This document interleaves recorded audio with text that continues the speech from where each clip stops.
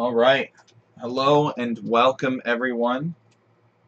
Just get my headphones plugged in, even though I'm not going to use them. Make sure that my voice doesn't echo. So we're back. We've got Flotagano. It's another scripting stream. And we're going to see what we can do to resolve this issue. So on the giant map size, 2 players, no stationary resources spawn at all. So if your forage bushes, or if your stone piles, or your gold piles, we don't get those. Now, we get them on a large size for the same seed number. Just generate it here and I'll show you. See? Even though there's less space, these resources are still capable of spawning. But we go back to the giant size and they don't spawn.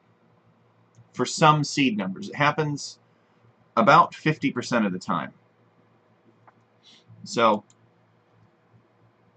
we'll check the random box here. As you can see, there are no resources, but there are some animals. We hit generate.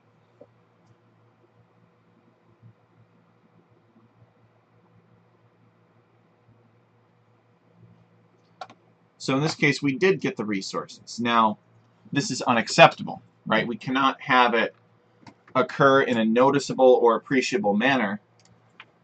We should not be able to comfortably assign a percentage to it based on hitting a few generations in the scenario editor. We need to never have this problem arise. Let's hit generate again. Get a totally new seed number and a new map associated with that seed number. And as you can see, again, no resources. So we hit generate again.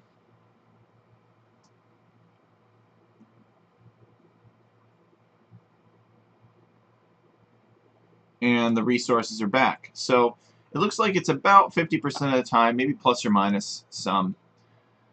Now, I've done some experimenting, and one of the scripters in the community, he's a clever Czech scripter. His name is Ja00.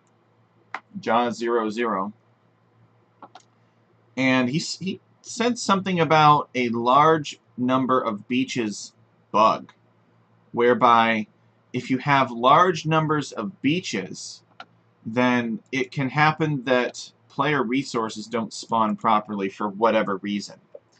And his explanation was that if we had more of these big islands, which have a smaller surface perimeter to area ratio, if we had more of these, then there would be fewer space for all these little islands out here, which generate more surface area or more perimeter per their area. Surface area to volume or perimeter to area. So therefore, having more players participating results in more hexagons from Flotagano being distributed in different sectors of the map, which in turn gives less space for these small little islands to spawn, which in turn decreases the amount of beach. Hey, Sizu, welcome. So he said that that was the explanation, is the reason it's linked to 2 players is because with 2 players, only a single hexagon spawns, and it creates all this extra room for beach out here. So I've done some experimenting on the code, commented out a few different sections, and I have, for the same seed number, been able to turn this gold and fruit and stone, wherever the stone is, back here, this stone problem off and back on again by commenting and uncommenting that section of code. So, for example, let's get ourselves a seed where the fruit and the gold and the stone do not appear. I'm really glad that you're here, Sizu. I'm looking forward to testing isolated lakes at some point. I spoke with a friend of mine who is a fellow streamer and a lover of Nomad, and he said he knows some guys that are really try hard on Nomad that might like to try out the map sometime. So I'm thinking the Viridarx community can test it first, in like a community game sort of setting, a little bit more chill, catch the obvious things. I could make some tweaks, and then we could turn it over to this guy, and maybe he can have a few of his guys, Nomad Lovers, test it, and even cast like a show match on it. I think that could be a lot of fun. Okay, so as you can see, we got a generation here that that does not have the resources. So let's keep this seed, and let's go into our script file now. So in our script file, we've got this line at 112 right now, which says desert low elevation conversion, except it just converts the whole thing. And it's making this beach non-navigable terrain, which is BNN, from dirt. Okay, so where is this dirt coming in? Well, remember that in our land generation, we're putting down lots of these little just dirts everywhere, just little dirt islands. And the idea for that was to create sort of this estuary feel. So we're putting down all these little dirt islands, if you will, and then we're converting that all to beach terrain. So this is ultimately beach terrain right here. Even if it's not navigable, it's still a beach terrain. It's just beach non-navigable. And, well, not this specifically because it's got Palm Desert on it, but like this up here and everything around it, like these tiles. So I found that if I commented out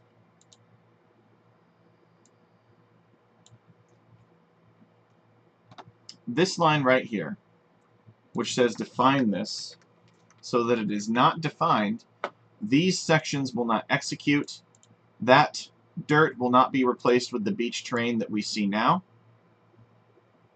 and we will get the resources to spawn properly.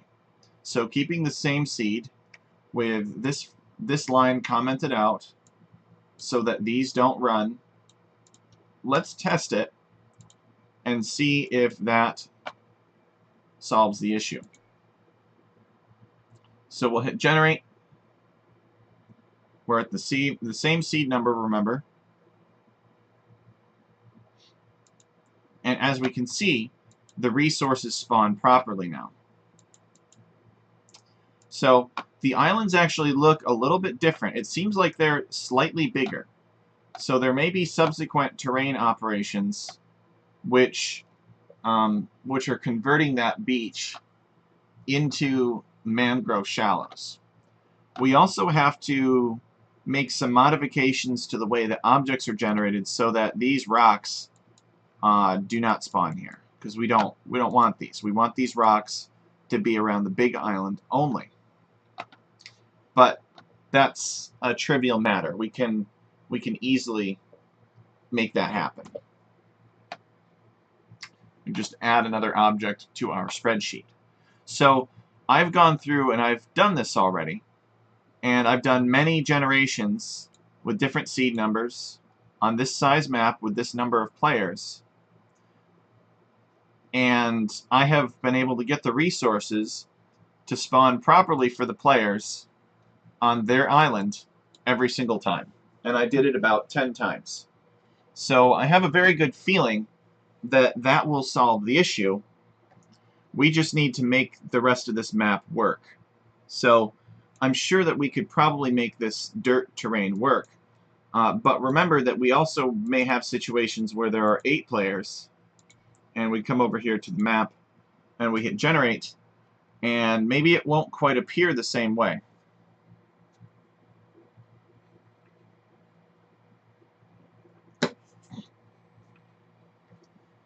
So we hit the giant map with 8 players, and it seems like it may be a little bit more choking, a little bit harder to get ships in and out of some of these little pools. Could be a good thing, could be a bad thing. It's just something to be aware of. So we're going to do a little bit of experimenting, and we're going to see how we can address this. So before we comment this out entirely, where is it? Let us This is kind of worded funny. It says low desert elevation conversion. So, but here there is no stipulation made for the elevation that BNN is converted from dirt. So let us restore that base elevation. Say height limits 0, 0, 0 for now. And let's see what happens when we add that. Does the problem still appear? So this is basically saying only in these low elevation height limits should we convert this dirt. Otherwise, leave it alone. So I first want to check to see how the overall navigability of the map outside of the hexagons is affected by such a change.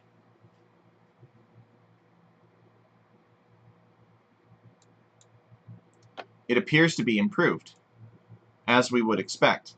There is still a lot of dirt terrain, but that's alright. Now, looking around here, I don't see where the big rocks have really taken hold either, which is good. So that means that somewhere we've got this beach terrain that has these placeholders on it that it didn't have before because the beach was, there was no beach left. But it has them now, and the rocks are therefore restricted again, mostly.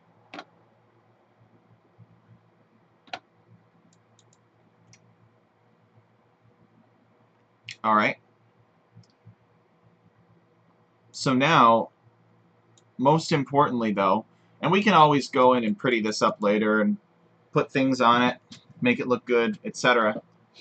But most importantly now is we need to check to see if we can get away with having these height limits set to 0, 0, because before we were removing this BNN entirely. We weren't generating any of this. Let's just generate it in these height limits and see if it will still work. So, because that's the whole reason we're doing this. We'll go back to 2 players, and we'll do some generations on Giant to confirm that if we put the height limits of 0, 0 in there instead of just eliminating that terrain entirely, that the resources will still spawn properly. Okay, the answer is no.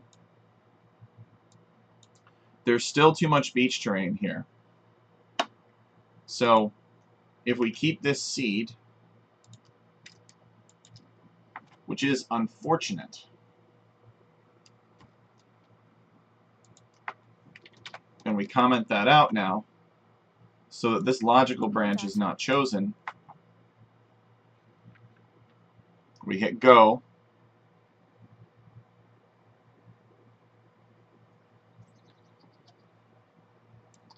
then the resources spawn. So it looks like we, in general, can't do this at all. Let's take a look and see what our base terrain even is for this.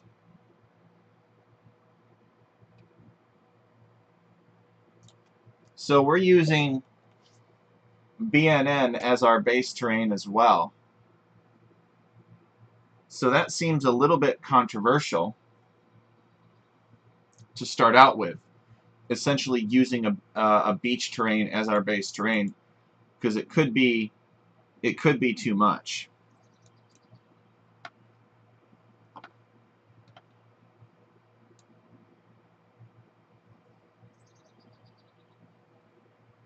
Okay, well, if this is what it has to be, then so be it. In this case, we'll probably have to find a way of reducing the number of lands, which we can certainly do for Flautigano.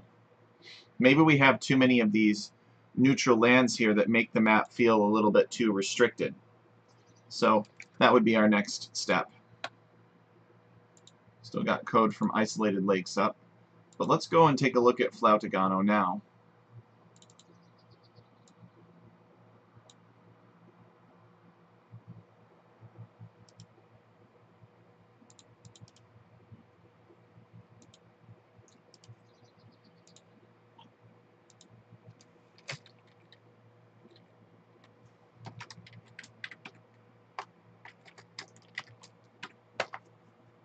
Okay, so I saved a copy of this script file as Flautagano v2.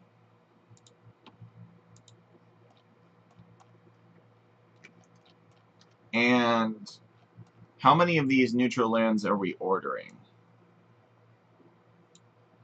It looks like we're ordering 100. So let's try ordering 80.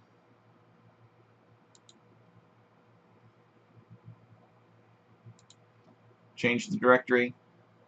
It should be smart enough to find Flautagano version 2 and write to that script file instead.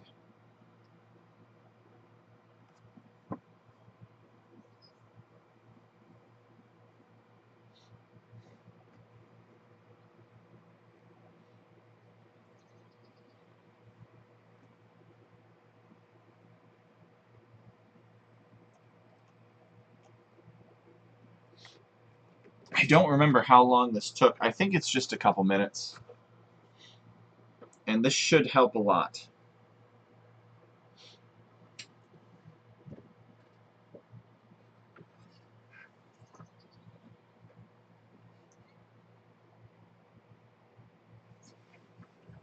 The reason that our base terrain is beach non-navigable is because when you apply elevation or put different lands at different elevations, it stretches the base terrain to span between the elevation that you placed and the base elevation, which is always 0.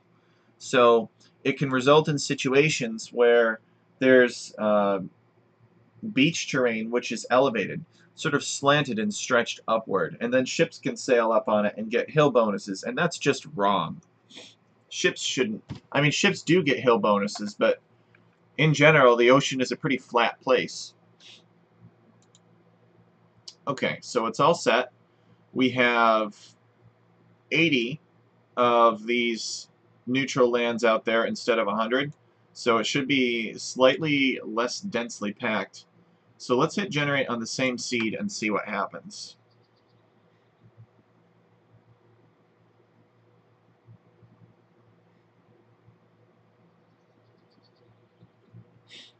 Okay, and it does indeed appear to be less jam-packed. I don't think that there's a right or a wrong answer here in terms of packing, but let's do a couple more random map generations and form our own opinion. So there's a little stretch here. We can also occasionally come in with the canoe and see, okay, yep, looks like somebody would be able to sail through that gap. These rocks aren't going to be here when we rework the objects on this.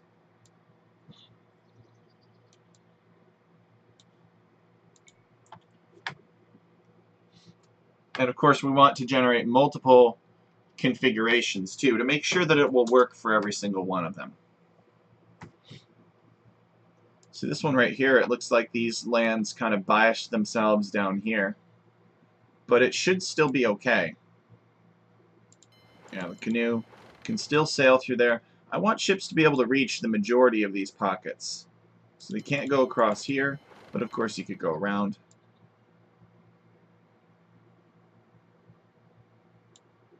All our hard work on Flautagano.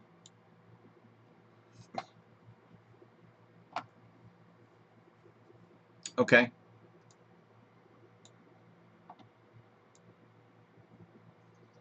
I like that, though. I think it's good.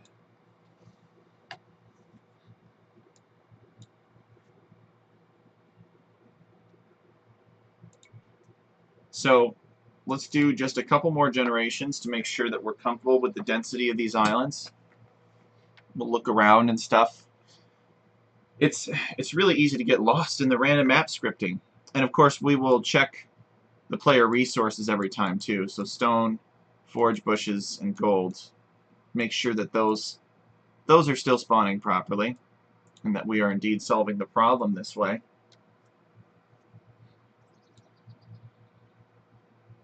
Okay, yep.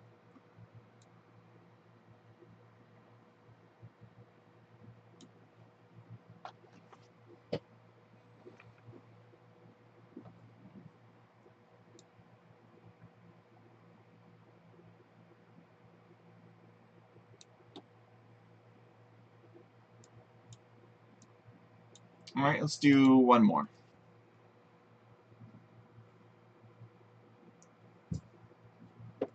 But 80 seems to be a good number. At least for now.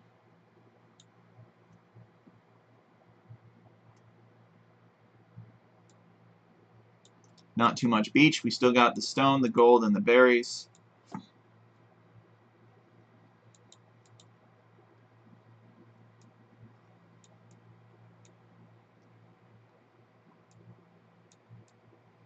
Okay. Now let's increase the number of players to 8, and we'll see how that space works out for a more densely crowded mangrove area.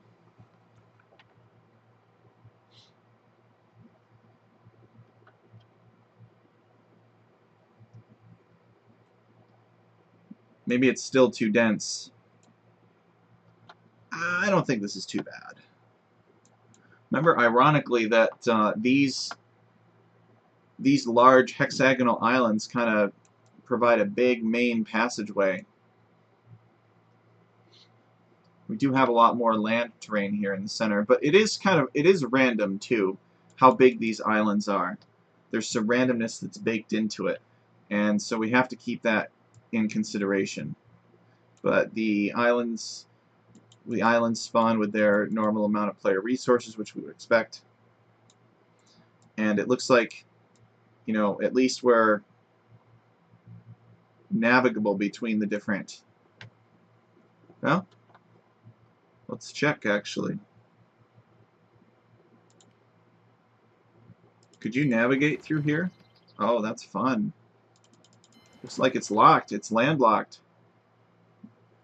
Ooh, boy. Well, you can get over this way, I suppose. But at the point in the game where people are fighting a nomad war, they'll just build docks on the other side.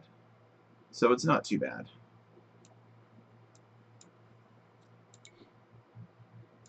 Let's do another generation. See how tight it looks.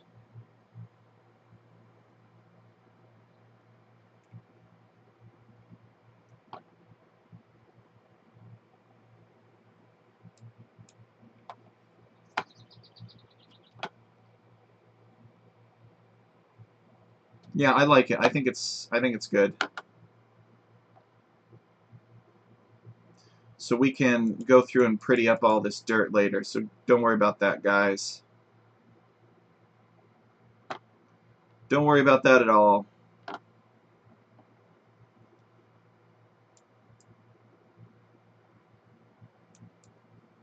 So the other thing that we have to think about is space for town centers.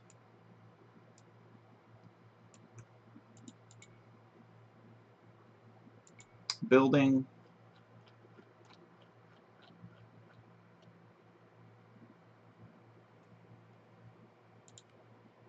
Okay, space. Space. No space there.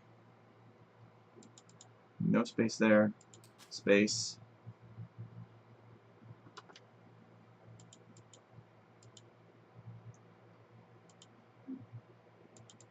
No space there. Could be a little tricky with the town centers. But the center is never a good spot for them anyway.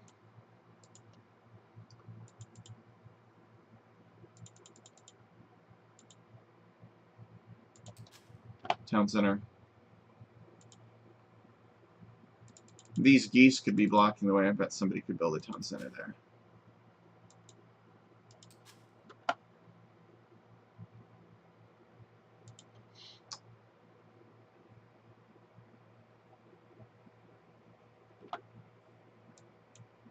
Alright, let's reduce the size of these islands slightly, I think. And then we'll be good to go. So we have number of tiles 40 to 50. I think 40 works just fine. Let's go 35 to 45. 35 to 45. We'll run it again here real quick. I'll be right back while it runs, and then we'll check it out.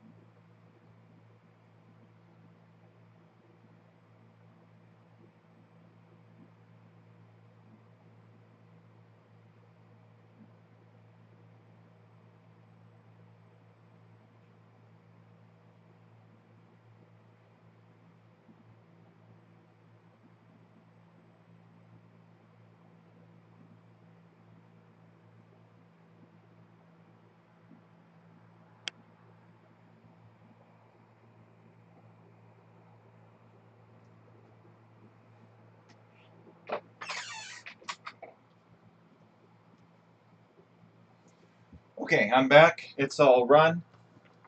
Let's see how it looks.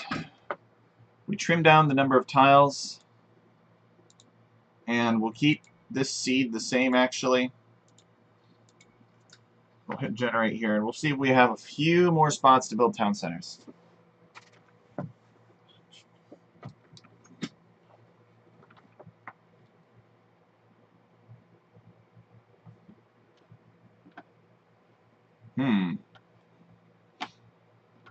What is this? Is it just me, or does it look like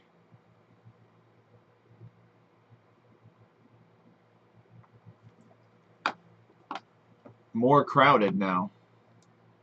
Fewer waterways. And it's literally the same seed, too. Alright, tell you what. Let's go up here, and let's put it back to 40 to 50. But then we'll do min placement distance of 10 instead of 9. So they're a little bit further apart. And then we'll hit go.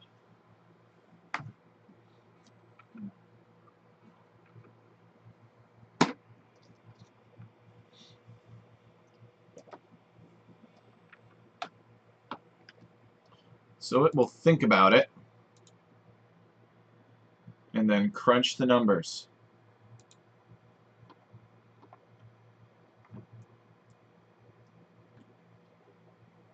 Rewrite those hexagons.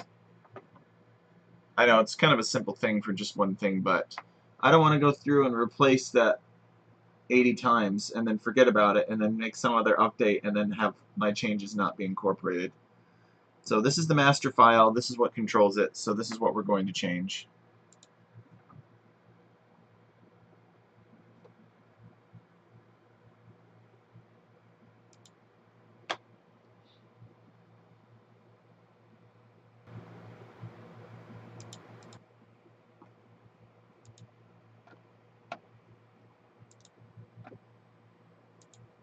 Alright, almost done.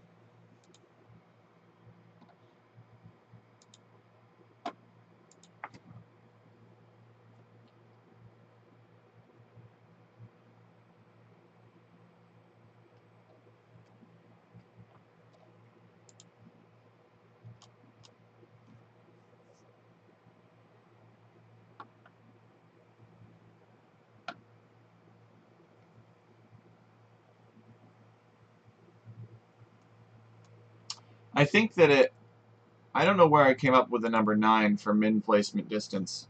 Maybe it was just sort of a stock value that I was given, and I copied it without question.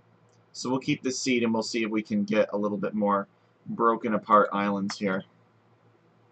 Not quite as densely spaced.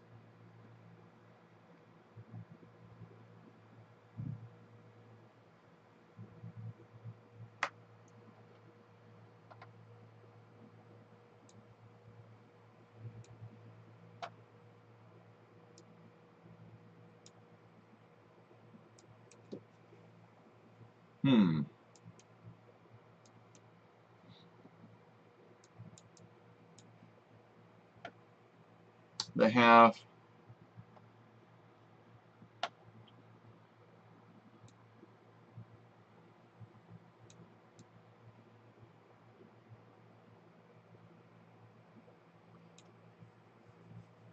so we were trying to put 100 of these down. Now we're only putting 80. So we're at 80% density.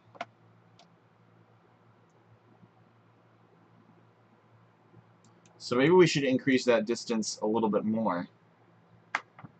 See, from 9 to 10 represents about a 20%. No, not 20%. It's like an 11% increase.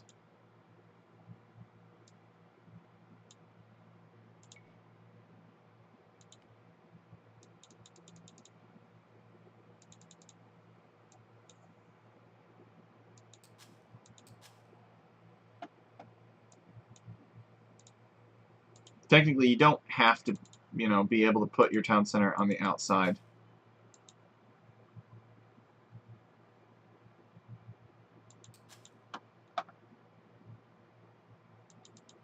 You could put it on the big islands.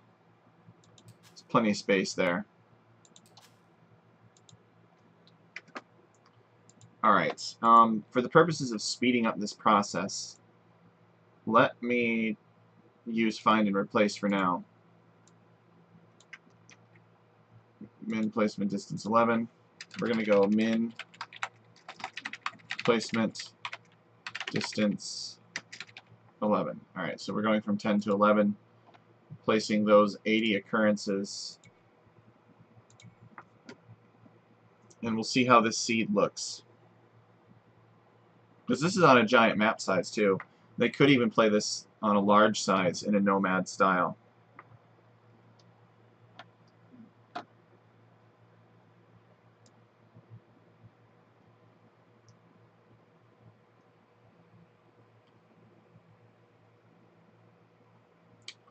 Still not quite.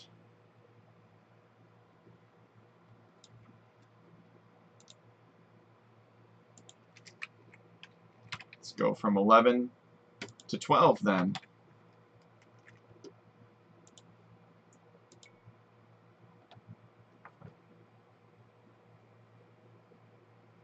Inch it upward.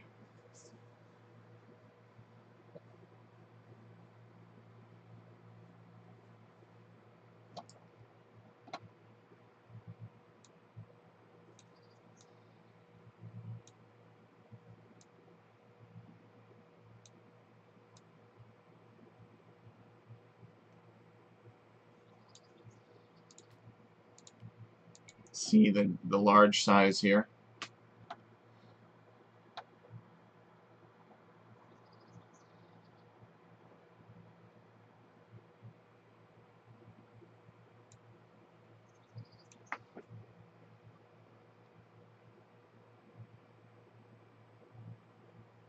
Maybe it should just simply fundamentally come down to the number of players.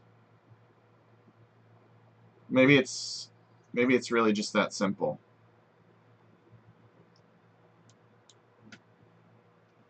So we make the number of these extra lands dynamic, if you will. So we generate more for a smaller number of players because there's more space. But, you know, then again, this min placement distance should take care of that for us.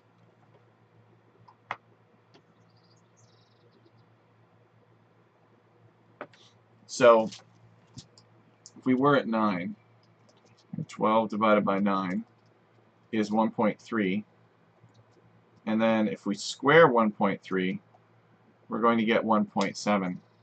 So, in other words, and then we do 1 divided by that. Or another way of looking at it is, let's do 9 divided by 12 and square that. So it's essentially 3/4 squared. And so, basically, if we go from a spacing of 9 to 12, then the area will be 50%, 56% of what it was in terms of packing density. So we went down to 80% packing density,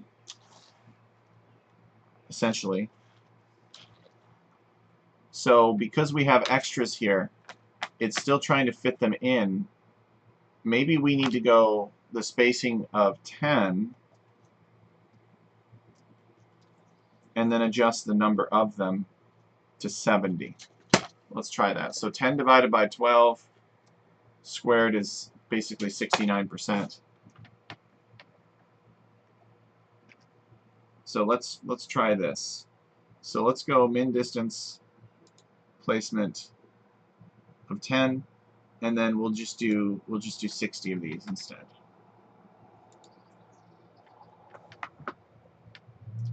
And see how that works. I think it's unlikely that somebody would want to play Nomad, you know, on a giant map size with only 2 players. So it's much more important to get the giant map size with 8 players to look right.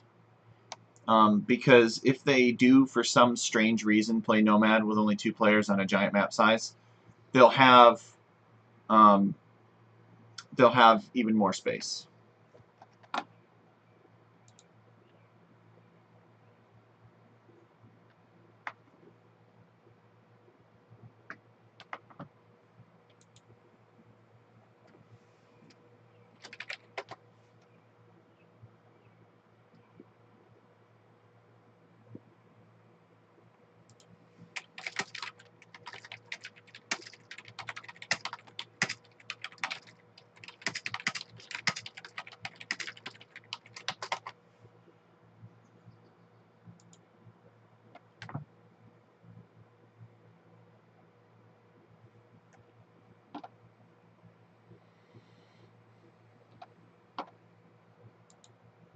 All right, it's still thinking.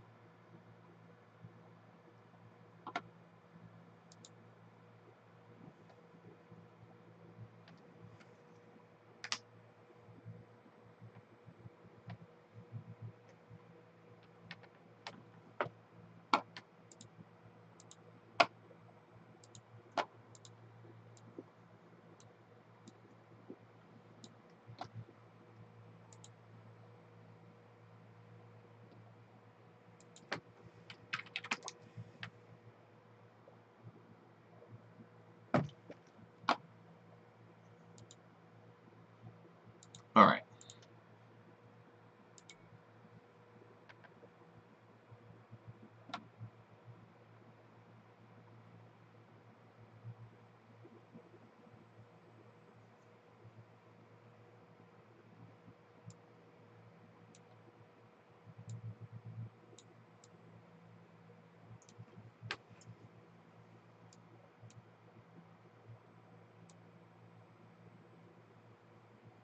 Well, what do you guys think? Does that look any better?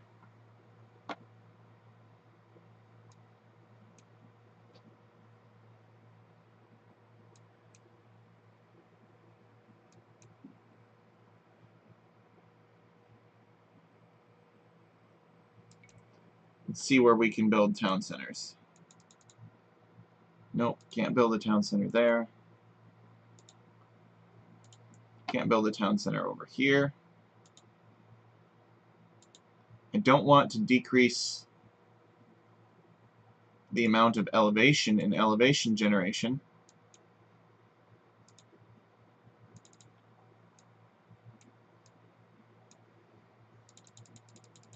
Yeah, we made it worse.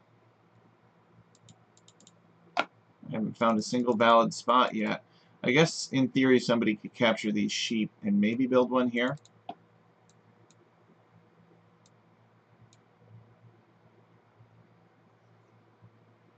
Alright.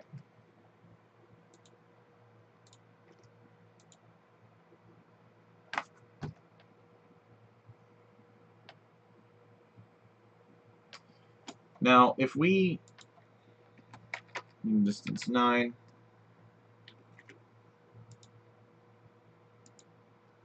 So if we did this for 2 players on a large map size,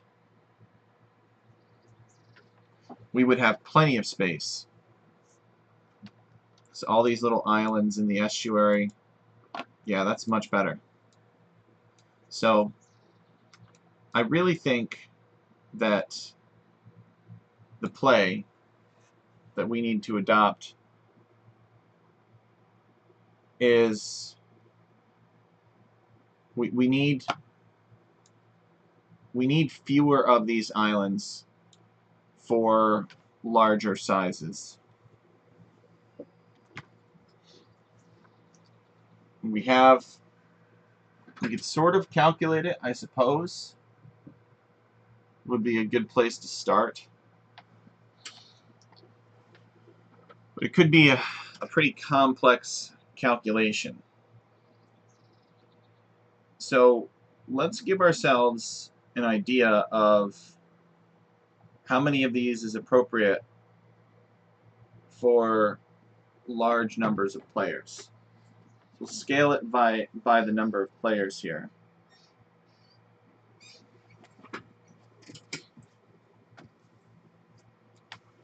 So let's go back to 8 players again. And min placement distance 10, whoops, we'll replace with min placement distance 9 because I think that's what we're going to end up using. Okay. And let me comment out a bunch of these. I don't know how many. Maybe comment out that many. So we have 1, 2, 3, 4, 5, 6, 7, 8, 9, 10, 11, 12, 13. So we have 13.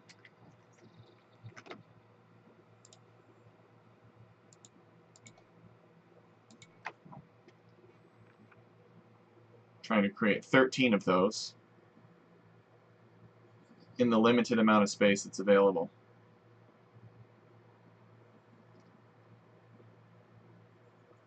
Yeah, see, that looks a lot better.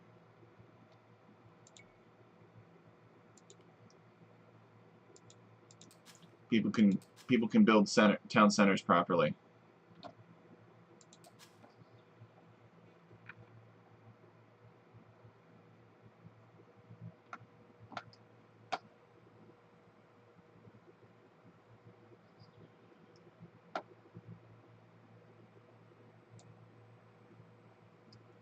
So that's what we got to do.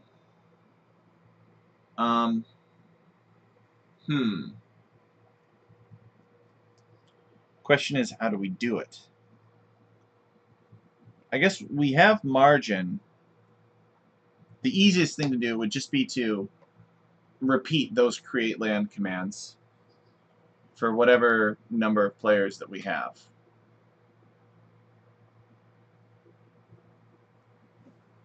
So right at the top, I think. No, it's in the land creation section.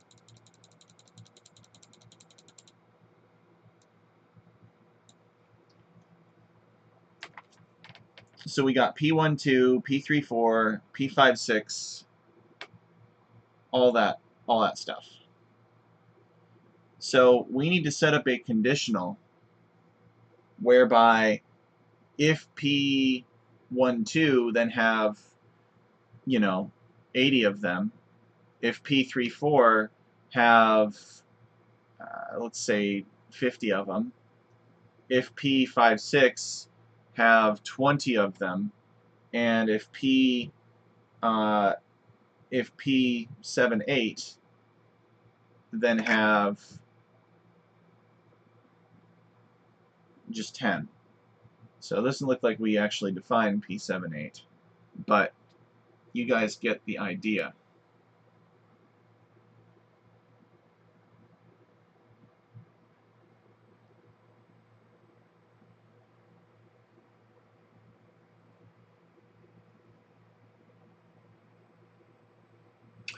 So I actually do think I want to define P78 up here, though.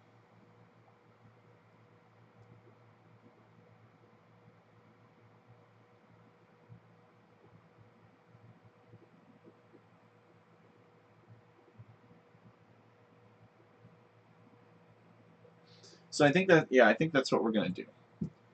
So we're going to define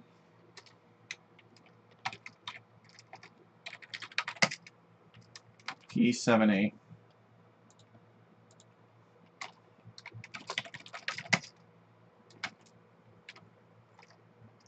And we're going to define P78. Okay. So we're going to go from 10 at the most extreme to perhaps 80, between 10 and 80 of these lands, if you will.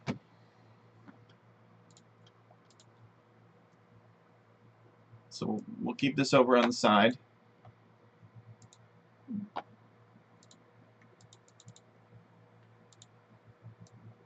Still don't have a great number of options here, but it's better. I might increase the spacing for these mangrove shots. I really don't want to mess with it too much. Alright. Because in the end of the day, you're still going to get a transport ship, and you still could land the inside islands if you wanted to. So it's not a huge deal. Okay. So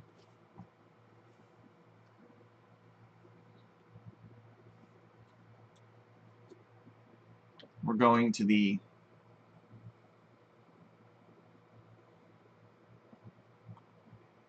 going to 60 here, NL.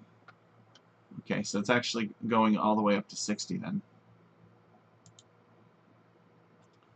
And we're going to have, like, I don't know,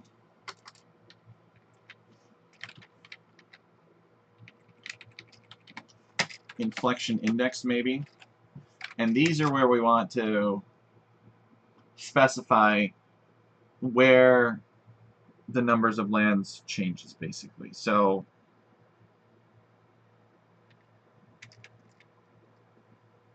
10, 20, 40. So we're going up by 10, we're going to go up by 20.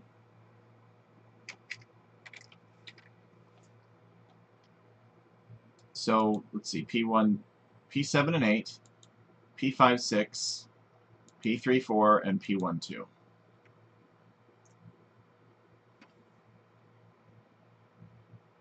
So something like that.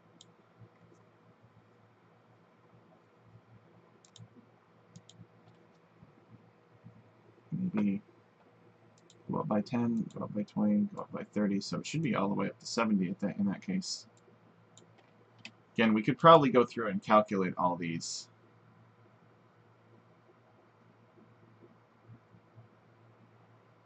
We don't even need to specify the last argument, actually.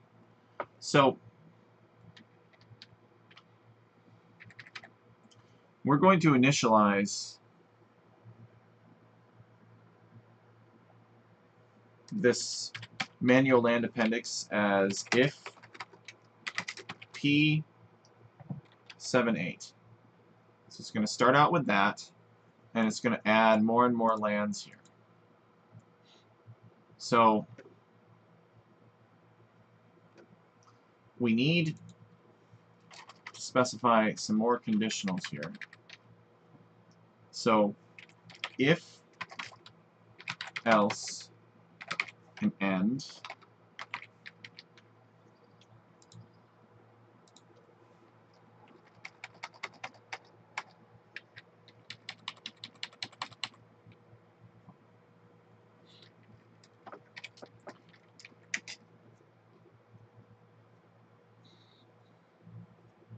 So if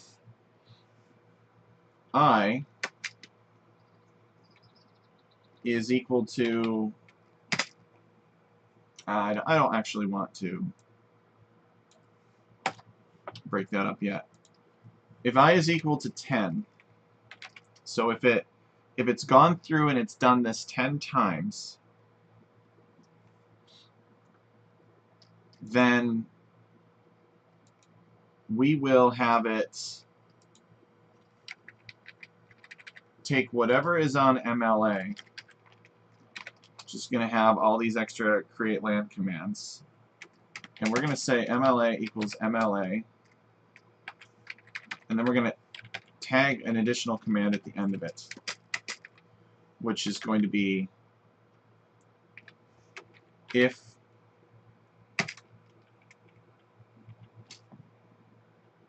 oh shoot, that's not going to work.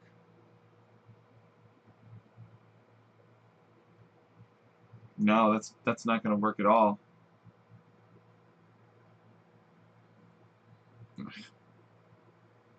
All right.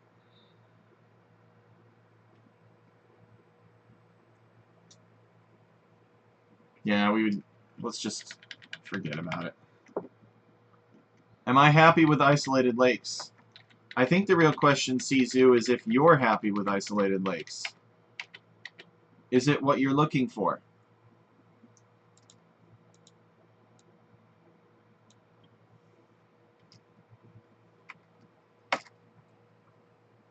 Alright, so we just need to brute force this. We need to do this one at a time for the different sizes.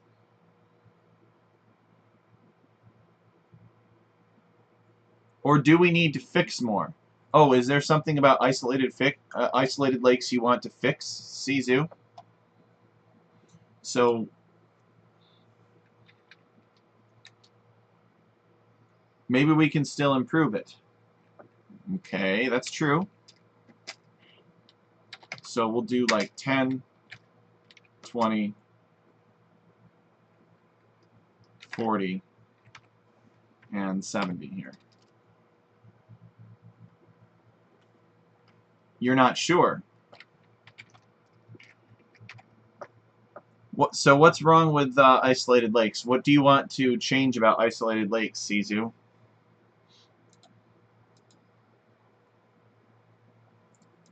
Okay. You can play now. I cannot play now. We are doing Flotagano now.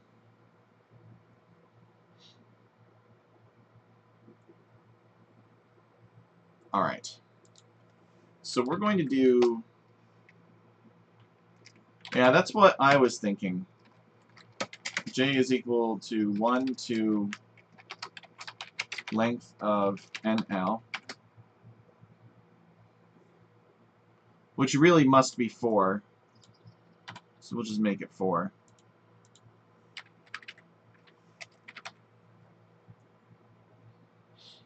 I finished it to the point where I want people to try it before decisions are made about how to improve the map. Okay.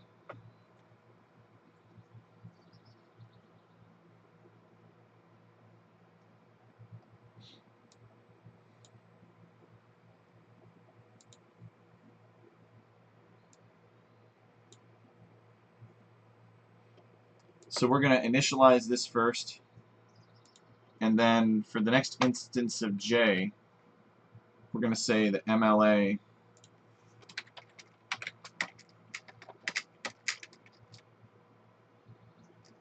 is equal to MLA, and then we're going to put some more text underneath it. Else if P56. And it's going to do 20 create land commands for that one.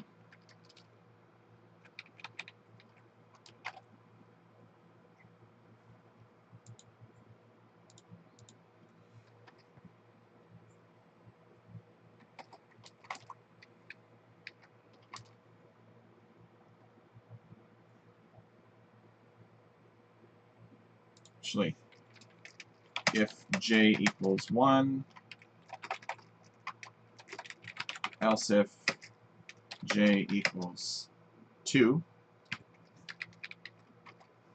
and if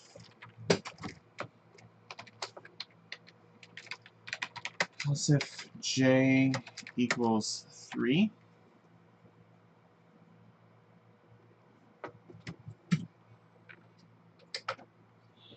okay,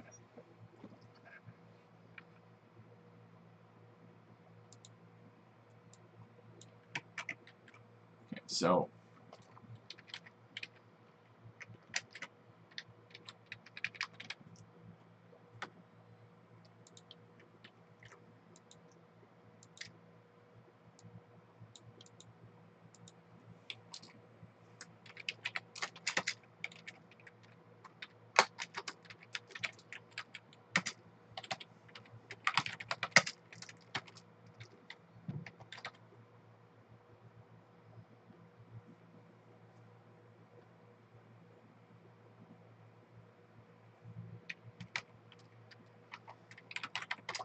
otherwise,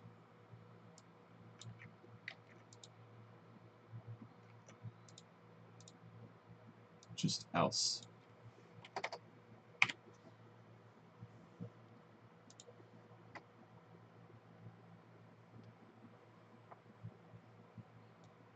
Okay, and then we'll have MLA equals MLA and if at the end. So this will tell it to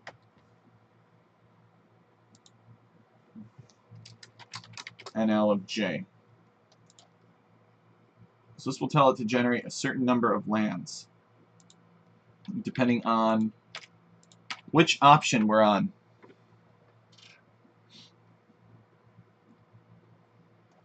Okay.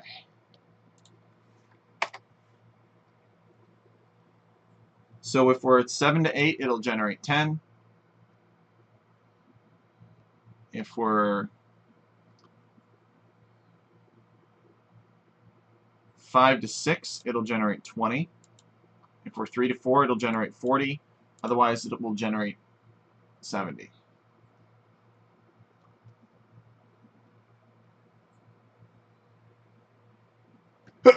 Alright, let's run it so that we can see what happens. Maybe it'll throw an error or exception. But if it starts calculating the hexagon, I will take that as a good sign.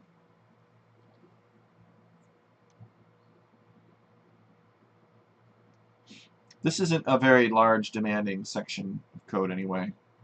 Alright, well, something wasn't commented out properly. Right here.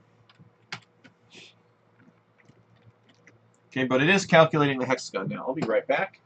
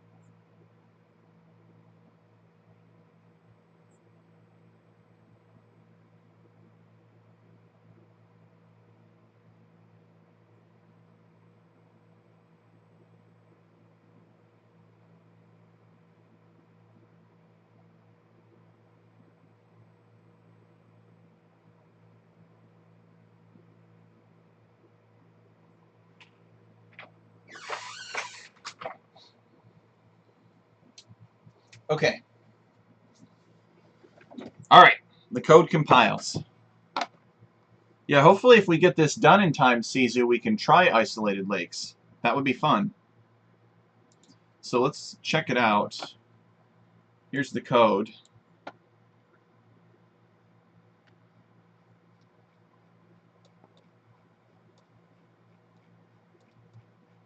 Yeah, we've got different sections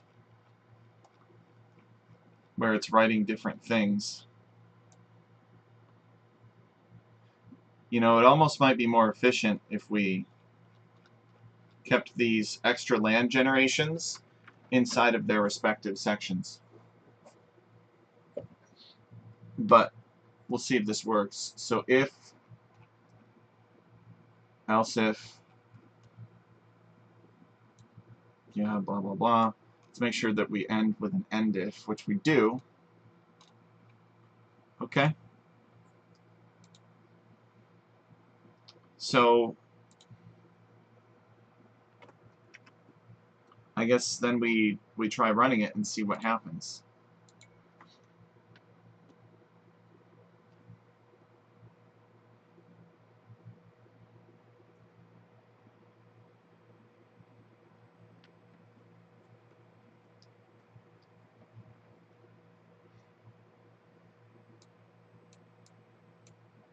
Nice. I think this is going to work.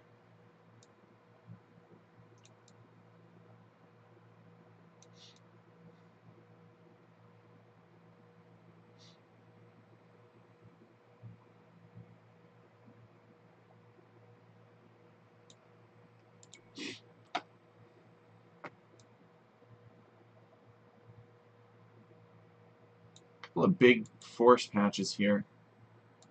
But this is, again, one seed number. Strike it up as random. And this is on large size, too.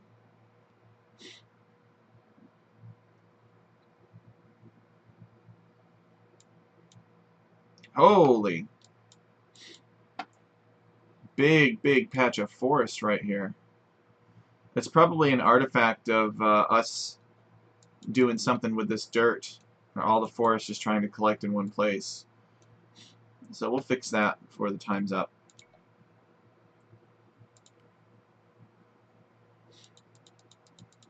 Don't quite have the space to build a town center there either.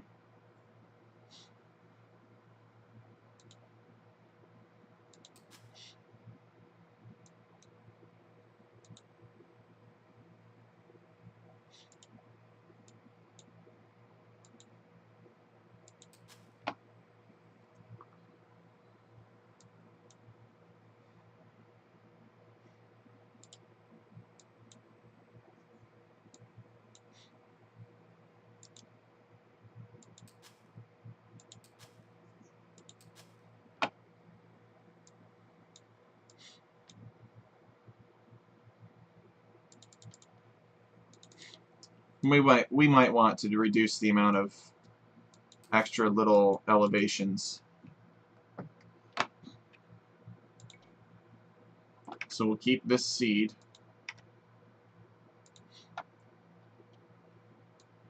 Let's check the file size.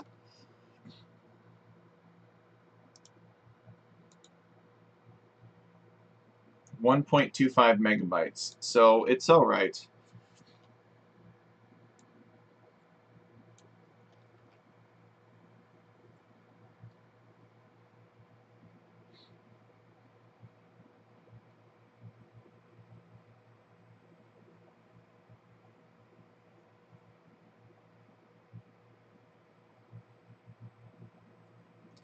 Elevated to the neutral base islands to create more islands. Base terrain to create more islands. Alright. Let's cut this in half.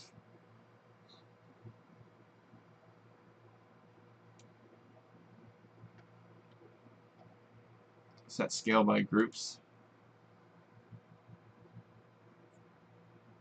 Really?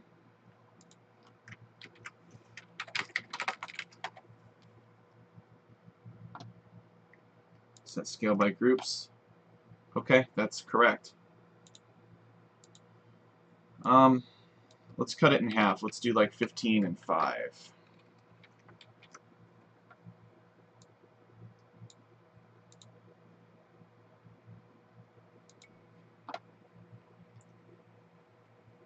So we have less of this rubbish at large.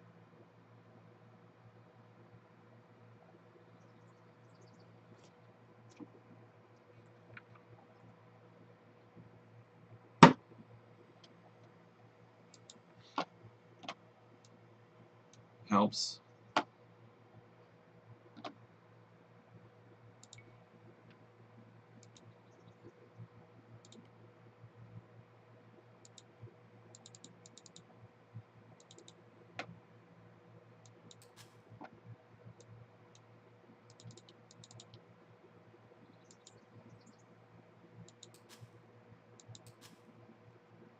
Still not there. Maybe 12 and 4. Oh. We want to decrease the number of clumps too. So let's go 60 and 20.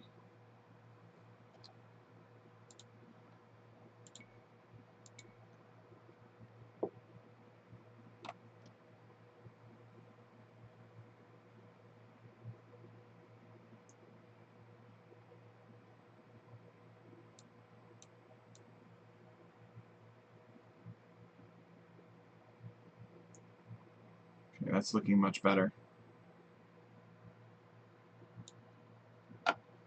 We'll have to tweak the mangrove forest, it looks like.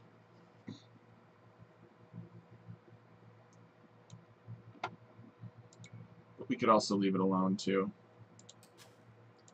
And there's still viable places to spawn. You could probably even put one here and get that crocodile to get out of the way.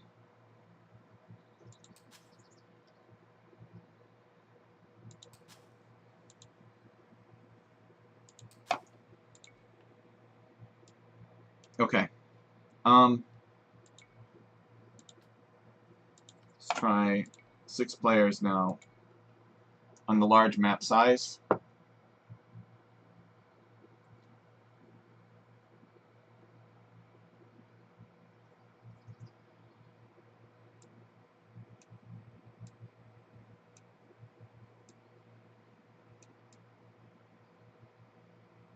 Yeah, it looks fine.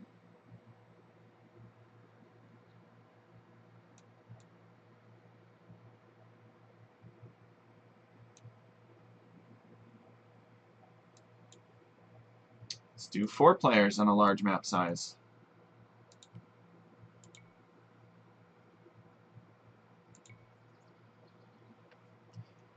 Yo! Ja, how's it going? You've probably seen from the title of this video that we are reworking Flotagano a bit to allow it to deal with the excessive, so to make sure that it doesn't spawn excessive numbers of beaches that cause the game to bug out and not spawn resources. Yep, so this is good.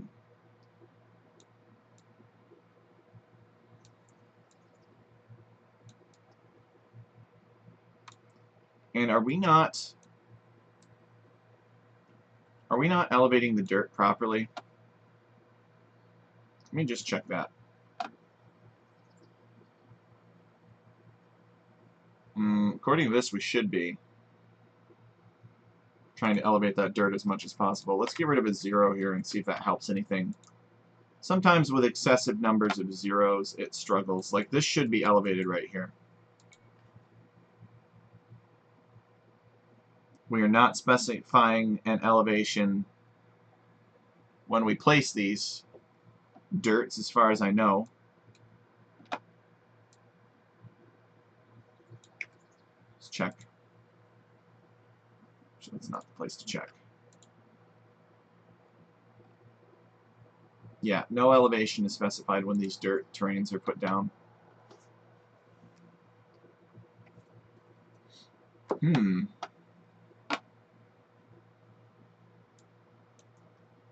So why is this little island patch here missing something then?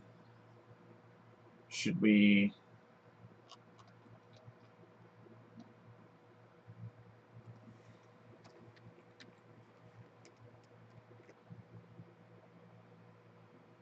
have more of these create elevation commands made available?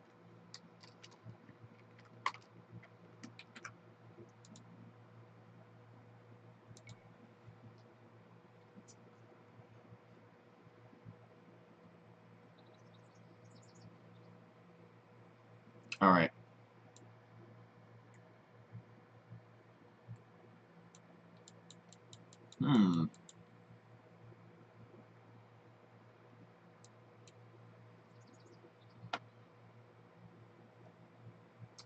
Alright, well, I think it's alright. We'll have to clean up these rocks later, but we can do that. That shouldn't... Objects are actually remarkably cooperative. Yes.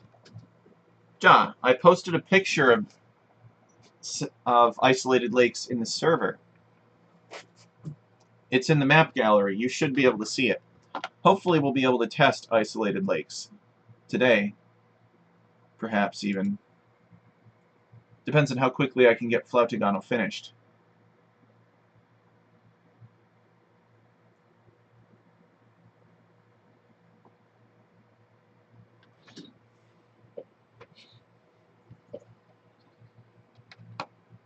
Cesar, he's been cracking the whip.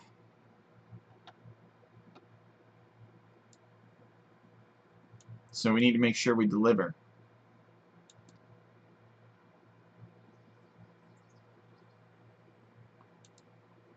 Alright, whatever. We'll just leave that as is.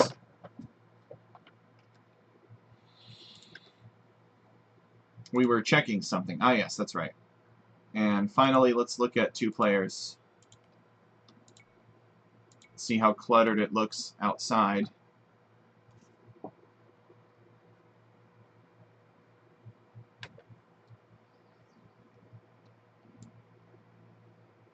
Oh yeah, that's good.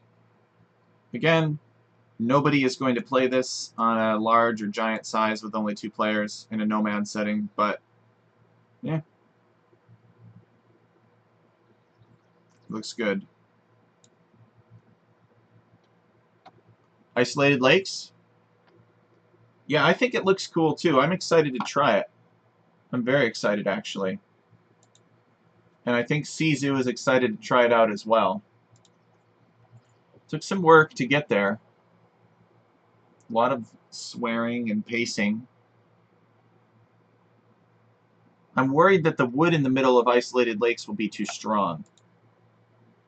The trees in the middle, they have I think 1,000 wood in them apiece, or 10,000 wood in them apiece. So the wood in the middle of isolated lakes is essentially infinite. It was designed to be that way, and the wood on the outside was kind of sparse. Now, I don't know exactly what's going to happen if players will just take over the center with ships and dominate all the wood in the late game. And the fish in the middle is also kind of infinite. But they're both sort of awkward to get to. You don't want to build your lumber camp in a place where demo ships can access. And the fish may have pathing issues. The fishing ships may have pathing issues to get to the fish, so it won't be super efficient. But it could be, yeah, it could be fun. I really want to try it out.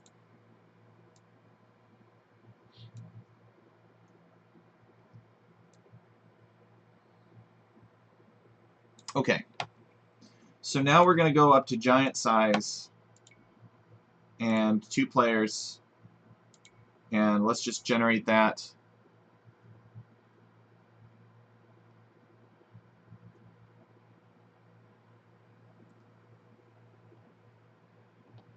And we'll confirm we still get our resources. We need to pretty this up, and we need to make it so that the rocks don't go out here.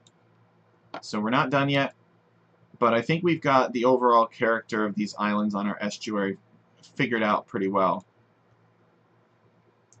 Make wonder on a lake with 100 galleons? Yeah, I don't know. I don't know how it's going to play out. Maybe the center is too powerful. But you also have your own pond that has some shorefish in it that you can dock. There's not a lot of shorefish. We might need to adjust that.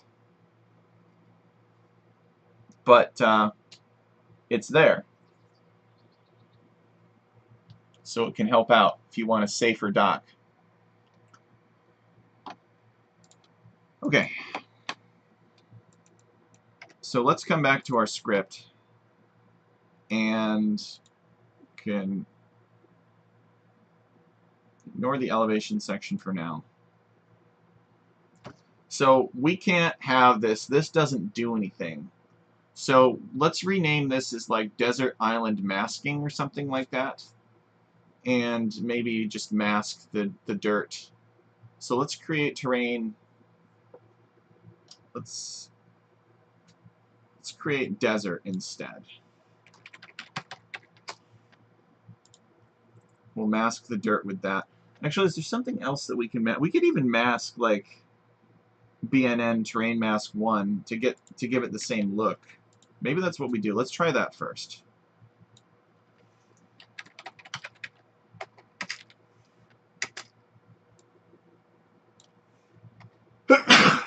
And cannon galleons. Yep.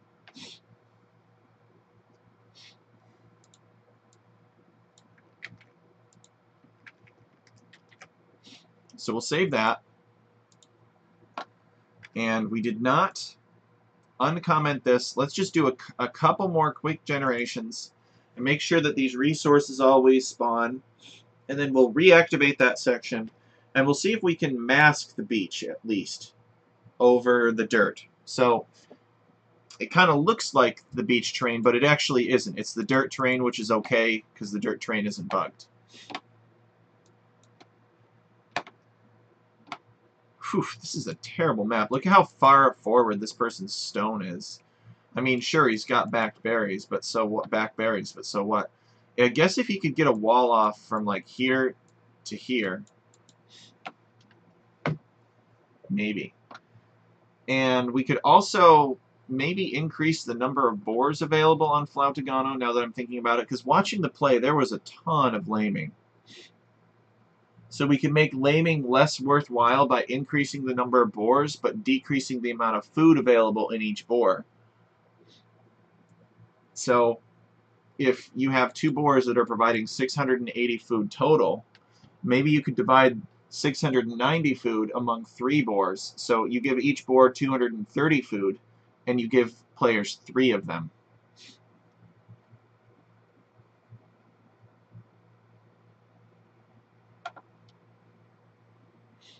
So you get like 10 more food, and the 10 sort of compensates for the rot. Laming becomes less of a big deal on the map. Alright, let's do 2 more generations to make sure that these resources are still spawning before we start messing around with the neutral islands, and then we'll assume that the way that we have it set up is okay. Yep. Gold, berries, stone. Gold, stone, and berries. Good.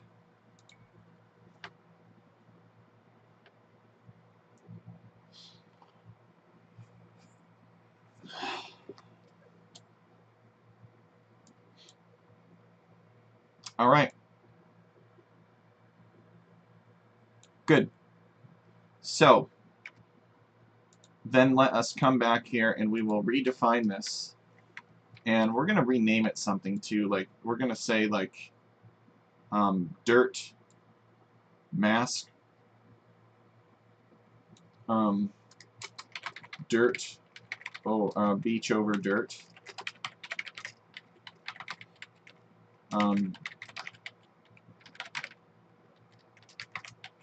Masking. Something like that.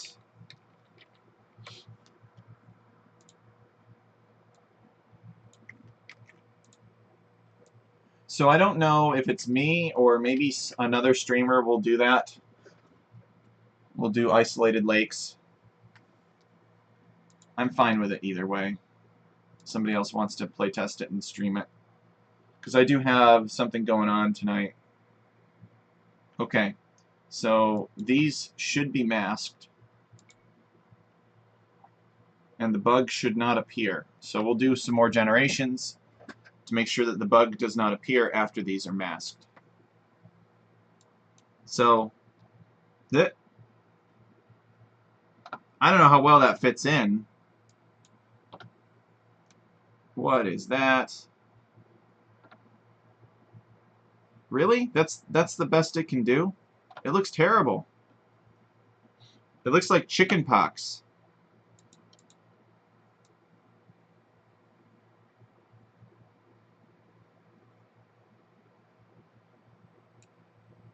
I don't know. Do you guys like it?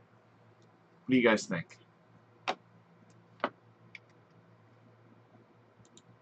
Something's missing. What's... Oh, no, land percent 100. Terrain mask 1. So maybe we just call this neutral island masking.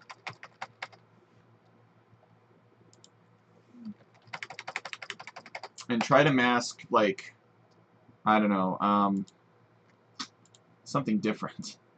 How about DLC quicksand? Oh, but that's a pretty white sand. It's similar to the non-navigable beach color. Let's give that a try. Maybe mask dirt 2. No. Cannot use terrain mask 2 because then it is as though the beach terrain is being placed.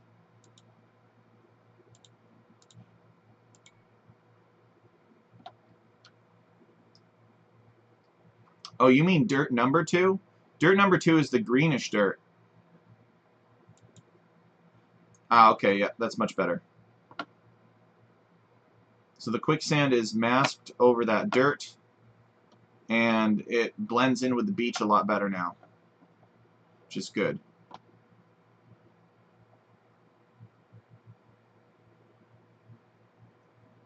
Okay, and we can even restrict the height limits of this too. So we could do like 0 to 1.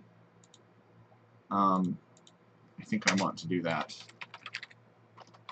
0 to 1.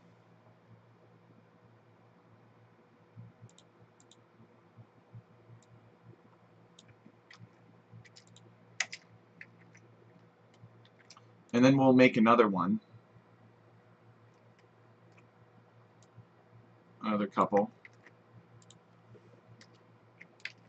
And this one will go from 2 to 7. And this will be the desert. So we'll just put desert over the dirt.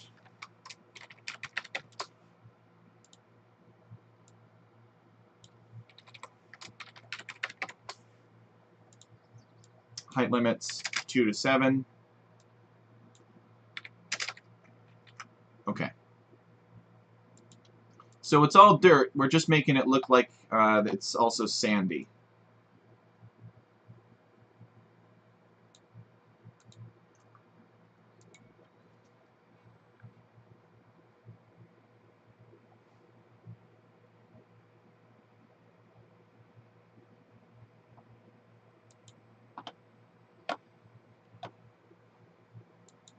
Okay. Yeah.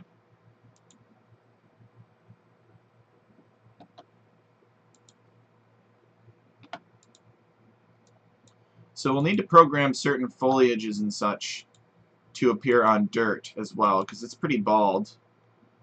But I think it looks good. Looks fine. And because it's only a terrain mask, it should still be buildable.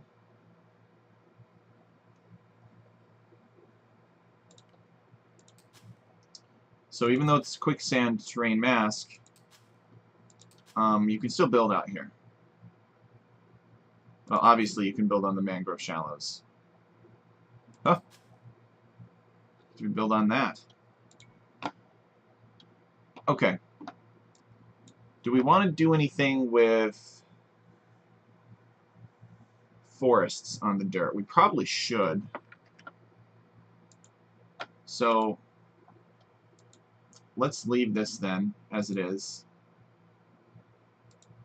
Beach to mangrove shallow conversion. This is where we're masking the water. I'm really glad that I segmented all this. You know, I compartmentalized this, so it's easy for me to understand what's going on. Just a little bit of scripting experience to know to do this. There's a section where we do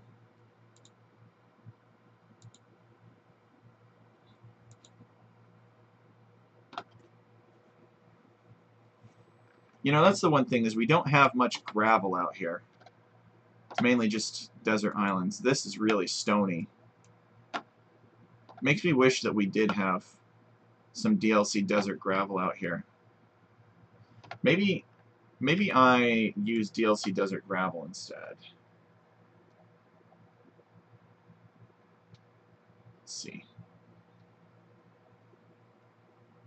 Neutral island masking.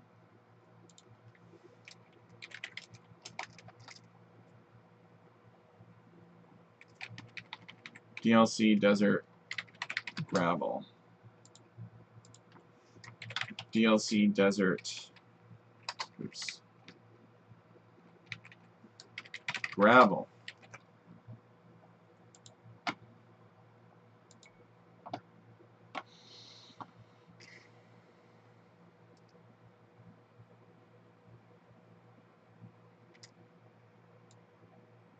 Okay, resources are still around. And there's some gravel at higher elevations.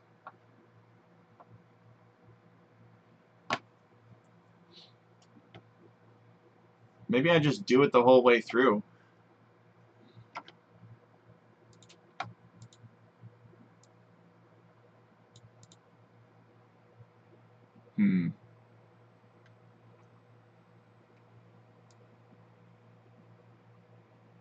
Or I get rid of these. I know what I'll do. Get rid of the height limits. So it does it everywhere it can on the dirt that's not already masked. And then we'll reduce this land percent from like 100 to 10%, maybe.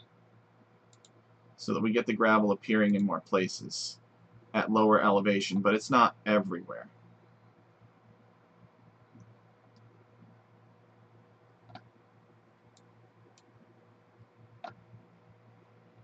So I think 10% is still too much. Maybe 4%? I just want it to do some of it.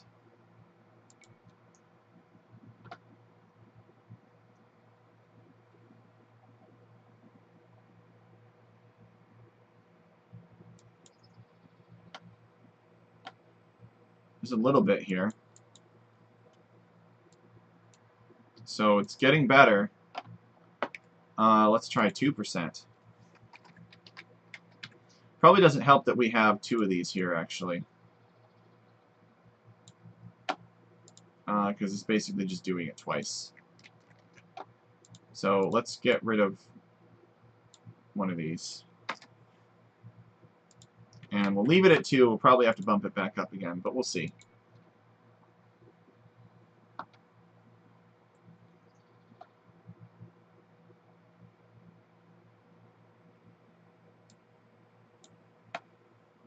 Yeah, we'll have to bump it back up again. Now there's too much gravel. But I do appreciate that the islands are a bit rockier. So I bet that this needs to go back up to 4. Because we'd applied 1/4 that the amount that we normally did.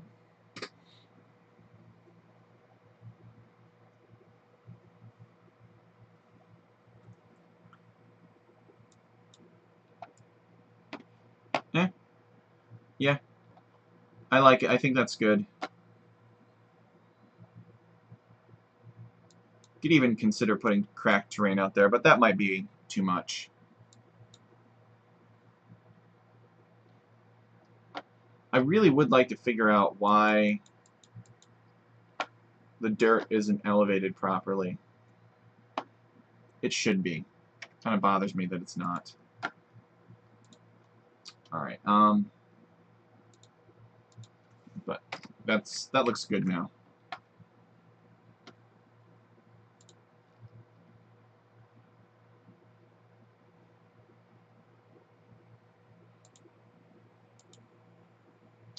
Maybe it just isn't creating elevation 7 because it doesn't want to.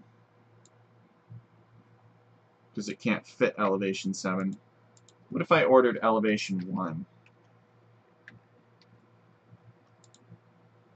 So what if we did something like this? 1, 2, 3, 4, 5, and 6. What would happen?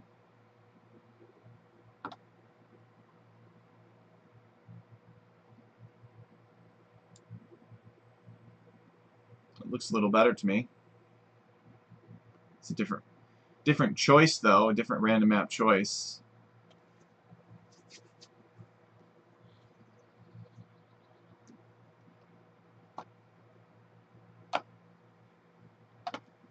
Okay. Neutral forest time. So we'll keep that. It could be fine. So this is player forests. Alright, neutral forest. So this is it right here. It's trying to put more forests on BNN.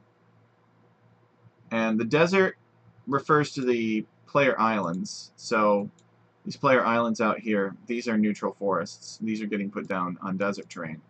But BNN basically just exists out here. And it's not putting them on the dirt terrain, and it probably should.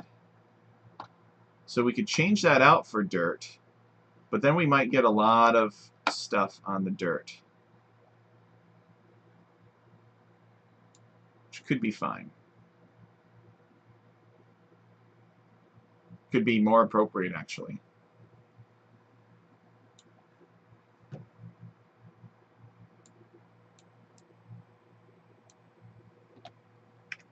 So we'll start with that. So we'll replace BNN with dirt. And that means it'll be removed from the beach terrain and put on the dirt. And if we really wanted to, we could split it up and put some on BNN and some on dirt. But let's see where this gets us as a starting point.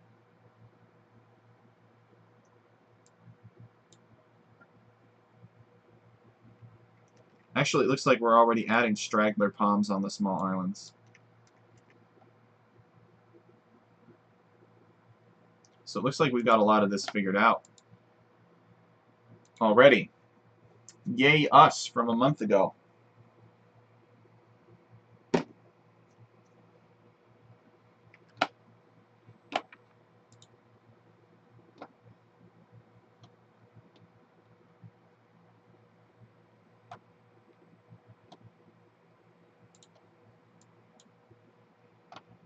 Okay.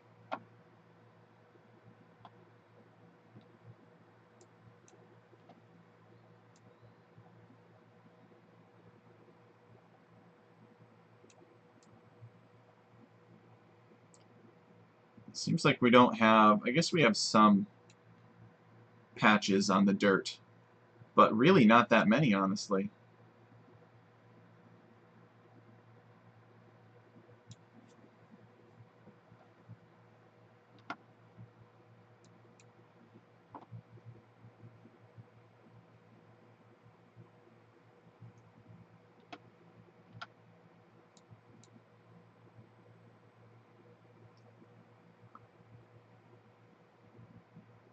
I don't believe that the terrain mask is interfering with this.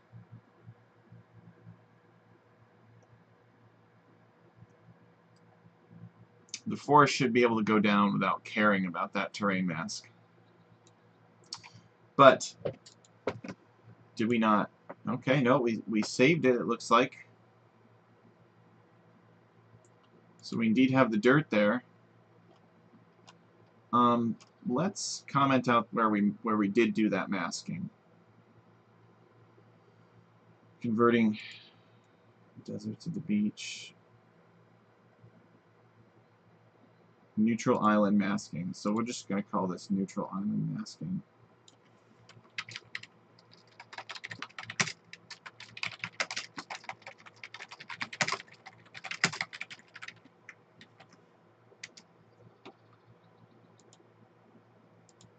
And we'll comment this out, and we'll remove those masks, and then we'll see if the forests go down properly on them this time.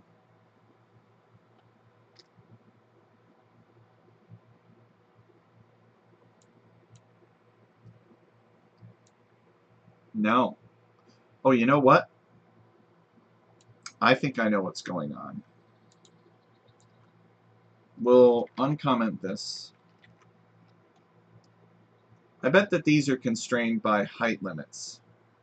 Yes.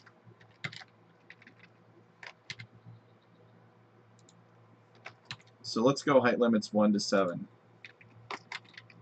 There we go. So most of our dirt is at elevation 1.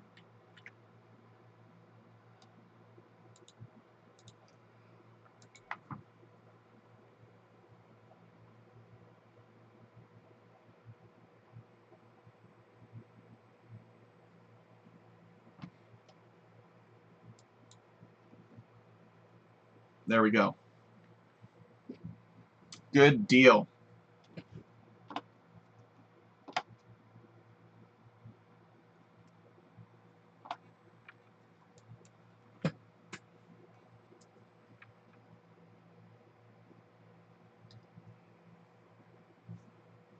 All right. What's next?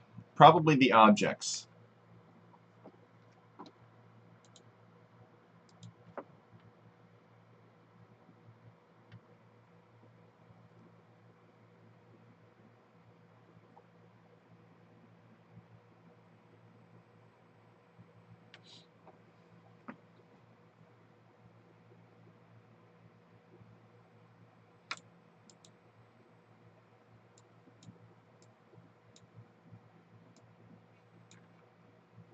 Okay.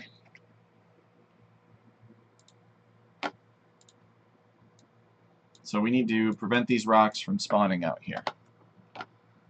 Let me make a copy of this spreadsheet for us to use.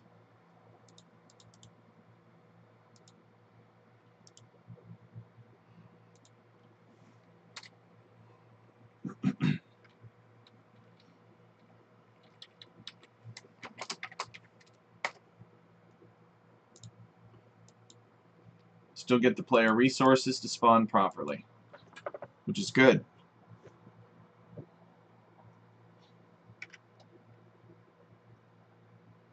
Okay.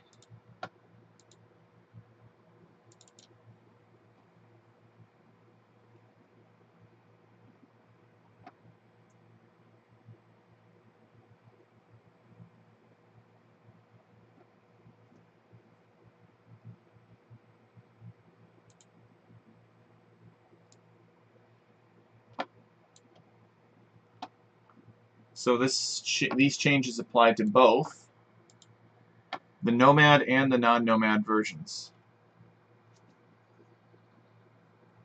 So we are just testing the non-Nomad version, so we will actually just deactivate all of these numbers for the Nomad version in the meantime on this sheet. We're not going to delete them, but we will deactivate them so that it doesn't run this duplicate sheet if we don't need to.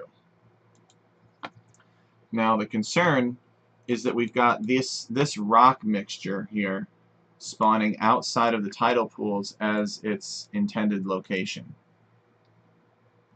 So we need to come up here and we need to delete all of these numbers first of all.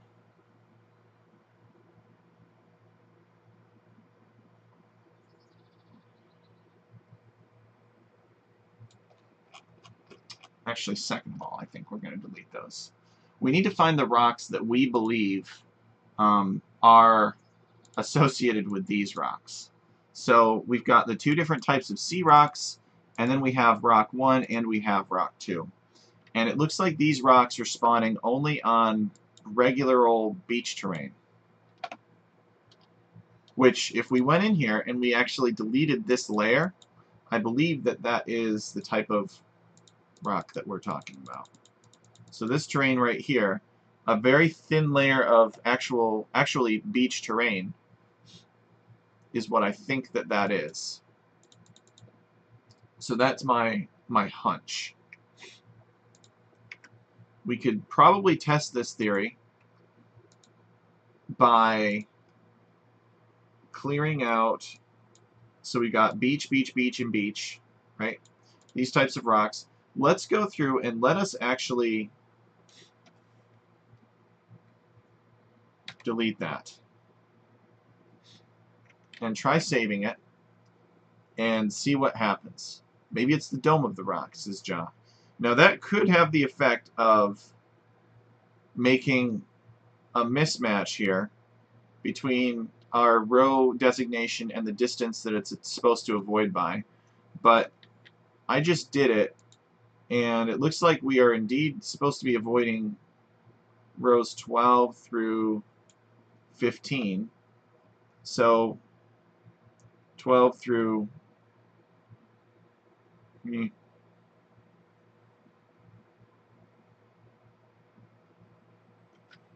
so we delete that, and the lengths of some of these changed. Why didn't the length of this change? Alright, I guess it's not referencing it. Anyway, but these are already at 1, so the program is already smart enough to know what to do. So, let's come back here. Oops. These on the beach. And we will delete them and watch what happens over here. So I delete that, and these shorten. All of our other numbers should be the same, and it should be okay. But, who knows. There could be an issue. If it really comes down to it, we can, and I don't want to do this, but we can just delete it. move everything up and renumber everything. I could also actually, sorry, let's try writing this as it is. Let's just try that before I start talking about other possible things that we can do. I still need to fix the bug in the compiler.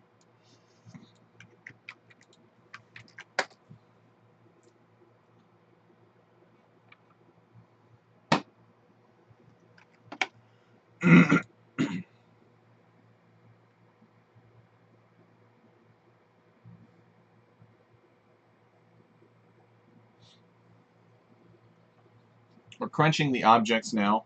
I'll be right back. Let me refill my water, and when I get back, we'll investigate, assuming it didn't crash because I took some information away.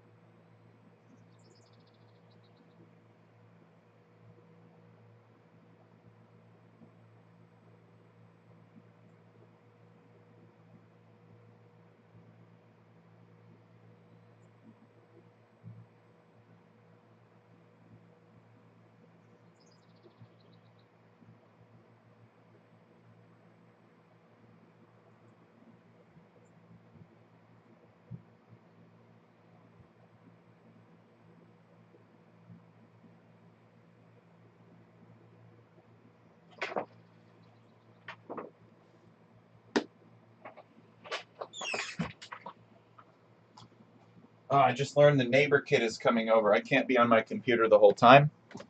It'll be a bad example. Okay, so it fails. So then we will have to renumber these, or try to.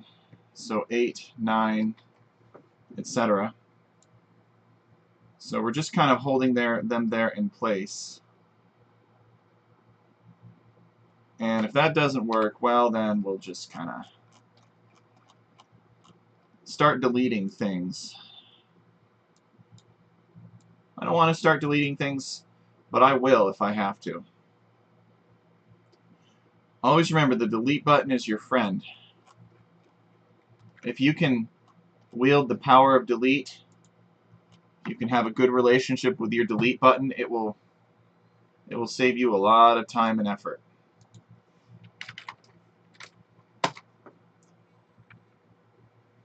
The kids must learn the ways of gaming. Well, he is coming over to learn how to work, and so I have to set an example. Which I do know how to work. It was something that my father taught me. It was one of the most important things he taught me, actually. Probably the most important thing he taught me. And there was a time in my life when it really helped me out.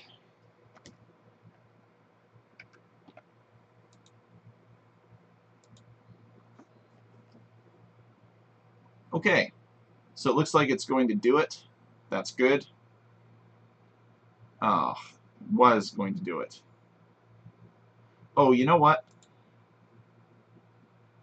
I bet we just need to delete this. Actually, it's going to do it anyway. Let's just give it this one and then save. It's probably getting confused because there's no content in the second one. I don't know if he'd like Age of Empires. He seems kind of like the outdoorsy type of kid. Or at least he should be. He is 12 years old.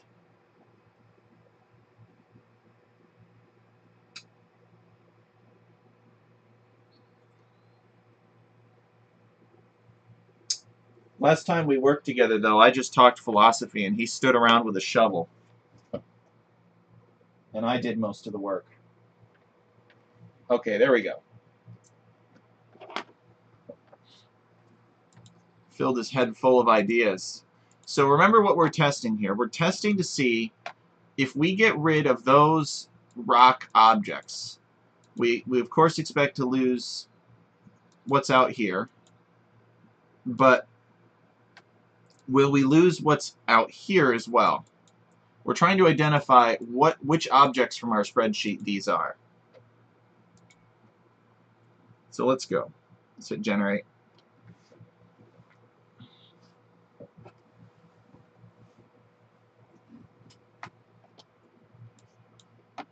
All right. So, good sign. I don't see those rock objects out here. I mean, sure, I see these sea rocks, but we're doing that on purpose somewhere else.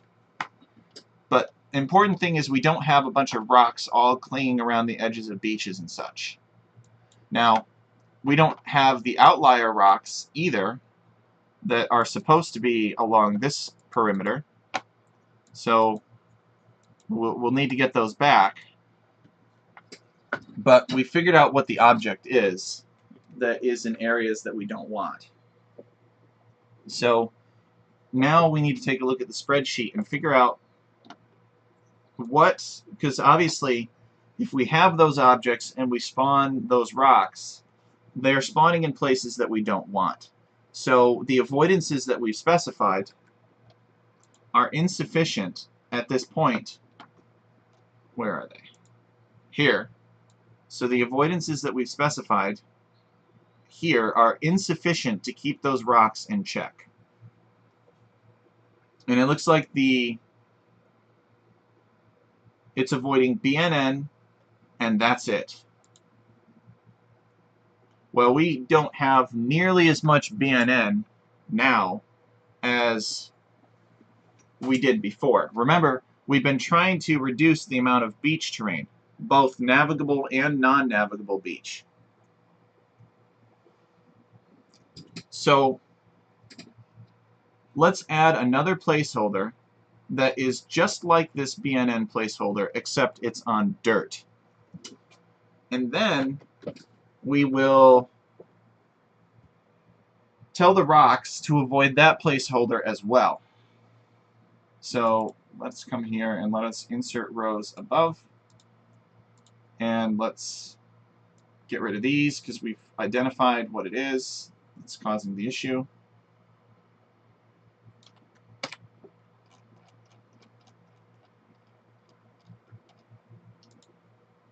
All right, so we basically want it to be just like this. I'm glad we don't have a big huge list here. It's just one thing that it's avoiding. It's pretty early on, I guess. And we're going to have this avoid dirt this time. And we'll have it do the same spacing and everything. This one doesn't have any avoidances. We're not going to program any avoidances into it. It doesn't need them. Although we could technically have it avoid BNN. Alright, what the heck. We'll have it avoid BNN for those situations where it doesn't technically have to be too close. So we'll take this, we'll copy this, we'll paste it there. We'll have it avoid whatever's in. Actually, I think that looks good. Hold on.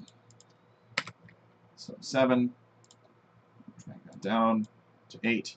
Alright, so this is now going to avoid whatever's in 7 by 5, which is too much because these are only spaced 4 apart. So its avoidance has to be 1 less than that. So it has to be 3 to make sure that we get complete coverage. Yeah, 3. So that's the right place. Now we've got these rocks. These rocks should avoid by 5, which is, oh no, I'm sorry, this has to avoid by, yeah, this has to avoid by 5 as well. It's got to be 1 plus. Okay, so this is going to avoid this by 5, and then we want these to avoid both of these by the same amount. Alright, 7 and 8. And we're going to copy that for all these rocks, all 4 of them. And we have other rocks too, but they're not hurting anything. So now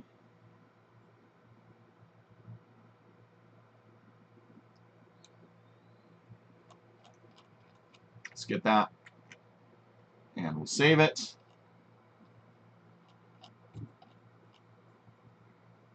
Okay. And then let's run this.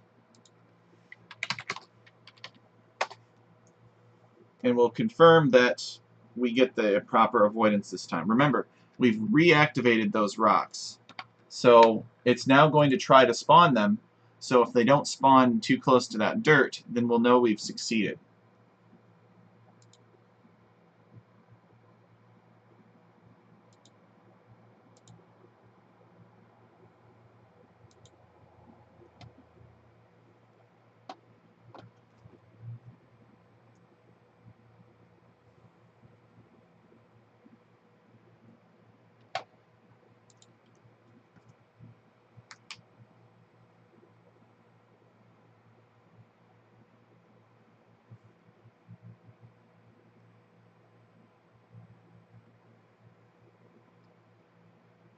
Okay.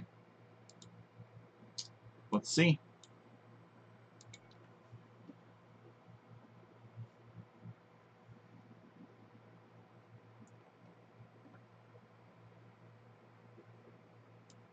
So we have these perimeter rocks, and they spawn as intended. And then we look over at the dirt and these little islands, and we can see, oh,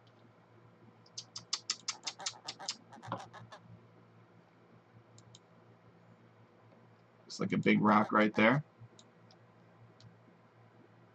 Could just be an anomaly, though. We did program some avoidance in there of our other placeholder. But for the most part, I don't see anything. I'd be willing to let that slide. If I only see one or two here or there.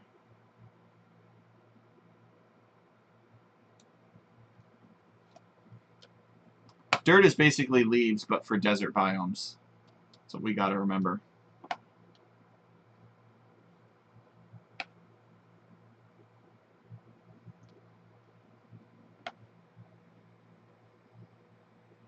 Yeah, there's another one right there. Again, not a huge deal because nobody could build a town center there anyway.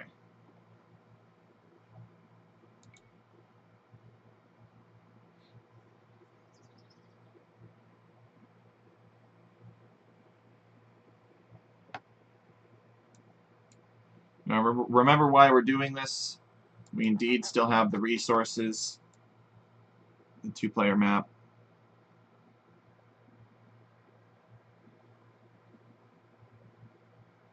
There's another one there. I'm okay with it though. It's pretty rare, and if it does appear, it's, you know, it's on a beach terrain where you're not trying to build a town center anyway. So I would call that fixed then.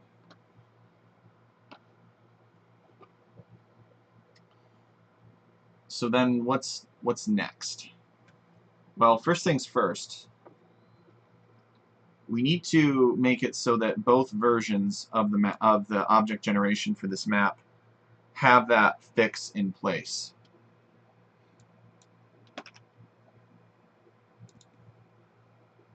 So where we have sea rocks on the beach terrain, we need to add another one of these in front of it, and then another one of these such dependencies.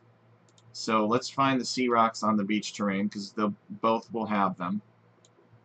And so above these, let us insert that row and copy this again. We did. And we're going to go dirt. And we're basically going to, actually we could really just copy all of this, all of these settings right here.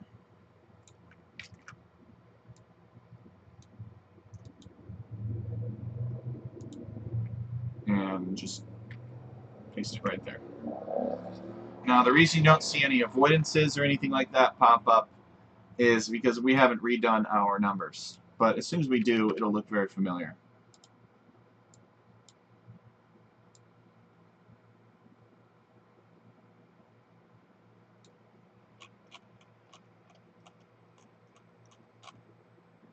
Okay, yep. That looks very familiar to me.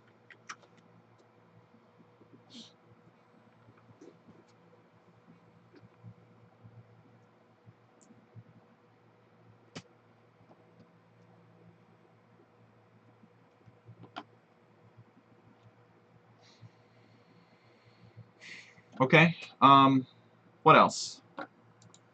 Well, there's not really very much eye candy on this dirt. So, you know me, that's a problem. There needs to be eye candy on the dirt. There's eye candy on the non-navigable beach. I mean, players are going to look at this dirt, and they're going to be like, what the frick, dude? Where's all my eye candy? And we can't allow that. Yeah, rugs everywhere, exactly. Who's making all these rugs, and why are they carpet bombing the desert? We'll never know. Hey, Cesar, how's it going? Rugs and wells everywhere. Well, it's a desert, so they might struggle with wells, but there are some vases here.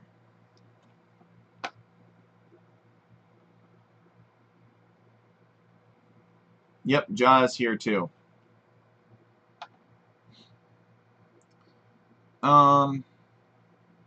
Let's see what provisions exist in the spreadsheet for the eye candy.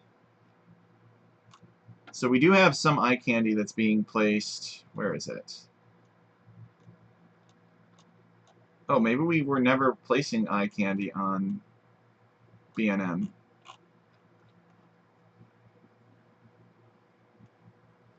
I'm doing well, Cesar. It's a good day. Well, well, well. Would you look at that? Call me a liar. I don't really see any eye candy. Oh, this is the low resources. Either way, though, it should, like, it shouldn't matter. I mean, there's some eye candy on the non-interactable water.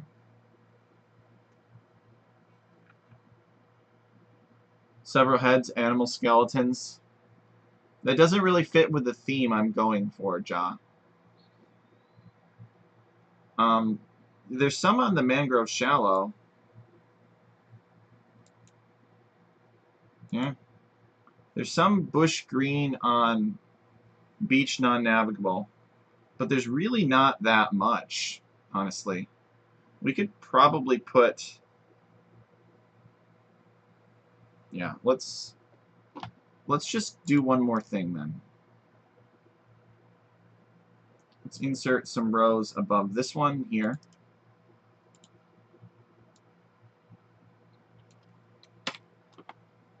And let's create another bush green. And we'll create it for dirt.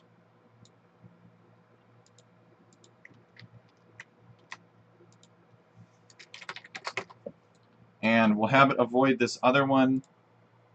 Let's see. If they're avoiding themselves by 6, we'll have them avoid this one by 3.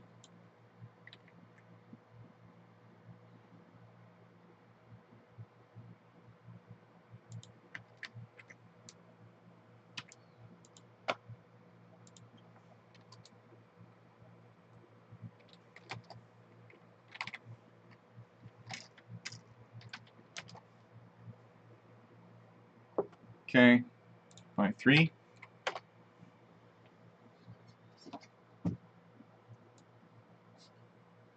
Yeah, that's fine. That's good. And now we'll refresh this. And assuming that looks good, we'll copy it over to the second sheet of low resources. Maybe I should sort of, I don't know, develop this a little bit more intelligently, where I have one sheet that's just all the neutral stuff, and then I have another sheet that's player-owned stuff. That could be pretty smart. I'll probably never get around to it. Okay.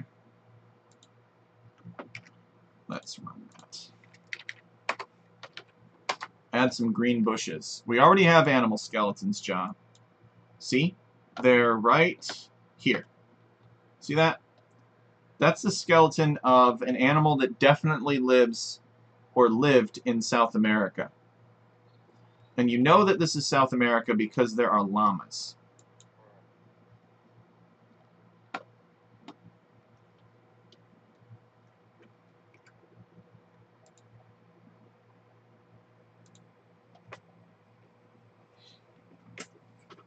Maybe it's an estuary where a river flows into or next to the Atacama Desert, and then it flows into the ocean from there.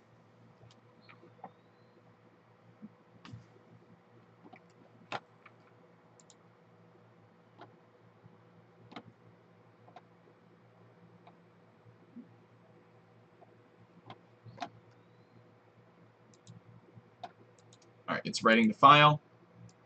So let's see if we can get those green bushes to appear on the dirt now.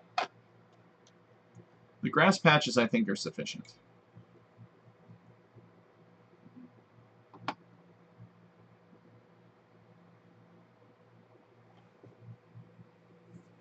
Generating the map.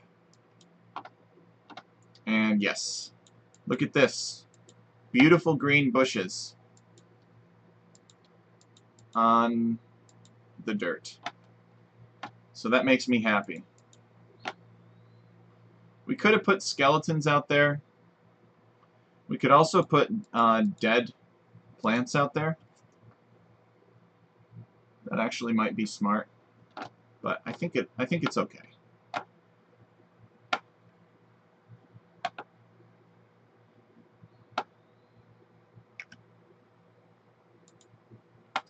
So, since I think it's okay, let's find this bush green and insert rows below.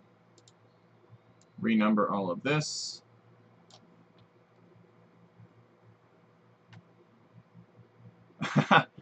Cesar says, during the show match you did say that maybe it's a good idea to add some aggressive wildlife. Hey, that's true. That's true. Lions. We could put lions maybe on the islands. So, do you still like that idea, Cesar, of adding lion? Well, I don't know, because there are no lions in South America. What predator could we put, Gaia monks? What predator could we put on the islands that would discourage laming? The other idea that I had, Cesar, was what about increasing the number of boars to 3 boars, but decreasing the amount of food in each boar? So that you don't get as much aggressive goats. Yeah, we could actually technically do that. We could make goats that were aggressive. Cougars don't really live in the desert, though, Ja. That's the thing. You know, we really could make the llama actually be aggressive. That would be funny. We're already using the llama for the deer, but we could use the goats for the deer, and we could make the llamas aggressive. Okay, so let's add this bush green here.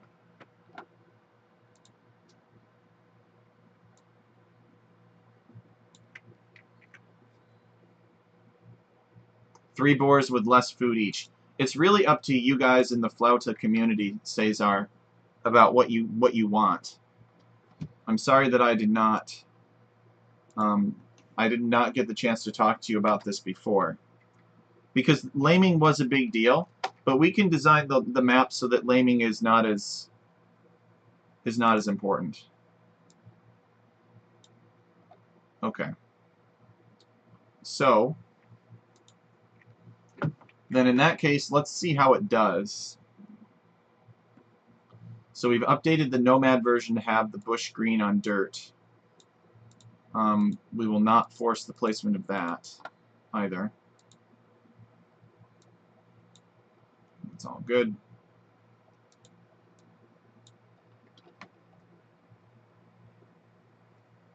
Aggressive llamas, lurable goats, and 3 boars. Is that really what you want? It could be confusing, too, in the show match. They might see the llamas and think that they're deer.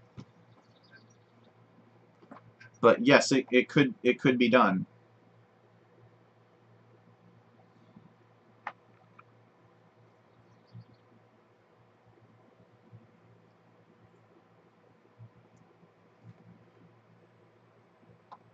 Okay. So we got the Javelina here, and we can increase this to 3 groups so that 3 of them spawn. That's actually really easy to do. And then we can do the resource delta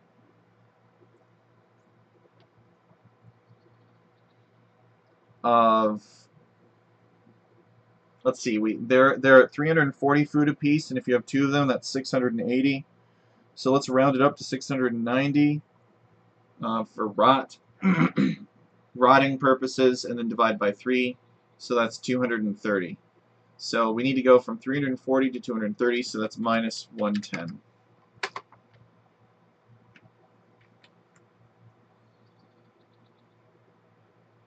We want laming and laughs. Okay. So this will make it a little bit easier to recover if you are lamed, I think. It'll make the laming less impactful. We just have to make sure that there's enough space for these Javelinas to spawn properly. Because if they don't, then that's going to be an issue. So having 3 of them just means that you need, there's more opportunity for something to go wrong. But it should be okay. If it looks like you don't get the 3 boars that you're supposed to get, then we can always make tweaks and adjustments and such until you get them.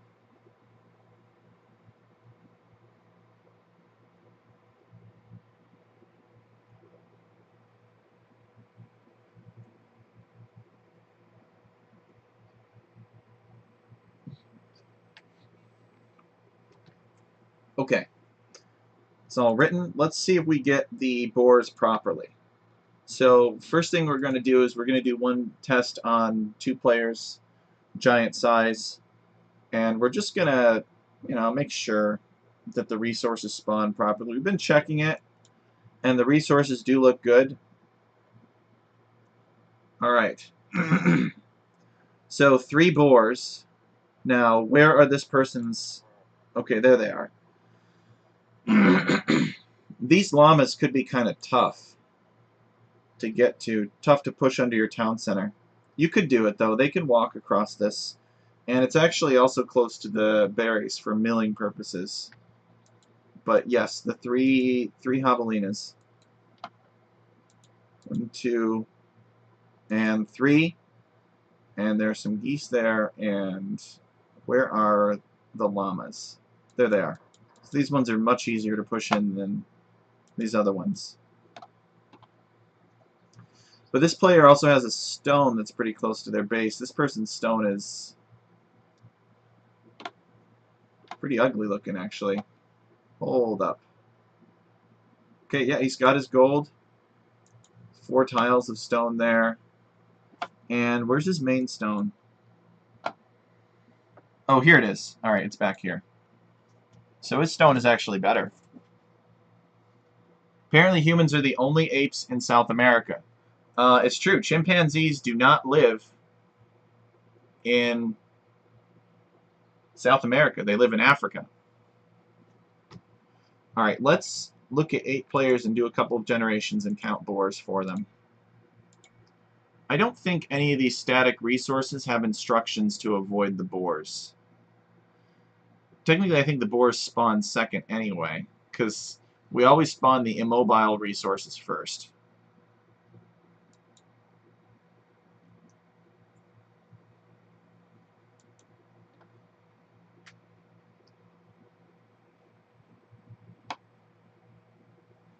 So here's a boar, here's a boar, and here's a boar. So 3. This player has 1, 2, and 3. So these boars have 230 food in them apiece. 1, 2. Oh, and this one's going to be tricky to lame. 3. So you're going to have to use your scout to lame this one. 1, 2, and 3. 2 and 3. 1, 2, 3. The llama are there.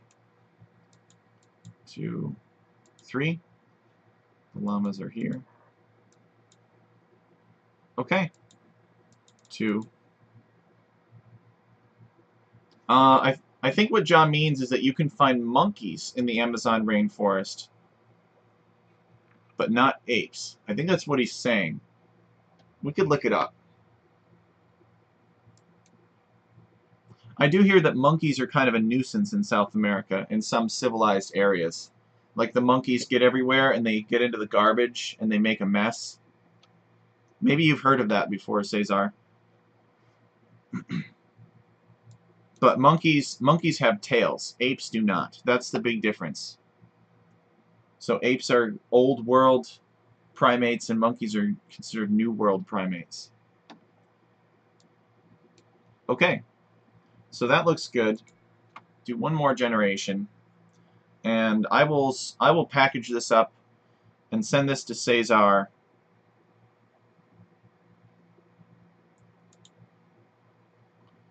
And you guys can test it.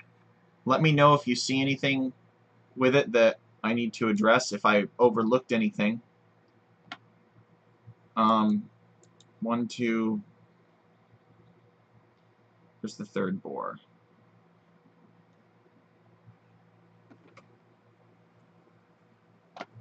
Uh-oh. Oh, there it is. Okay. The third boar is checking out the shipwreck. Technically, there are penguins in South America. That's true. There might even be penguins in Chile, where Cesar comes from. Alright, 1, 2, and where's that third boar? Where's Waldo?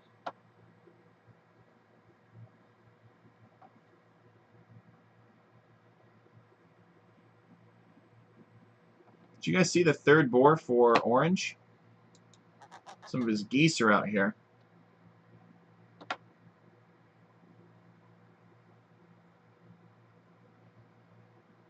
He's got his llamas.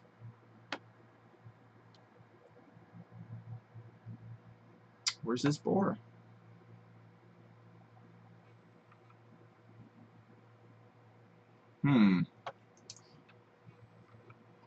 Add aggressive penguins. Ooh. No, because penguins like cold, and this is a desert. This is a warm desert, too. So 3 boar. It looks like Orange is missing a boar.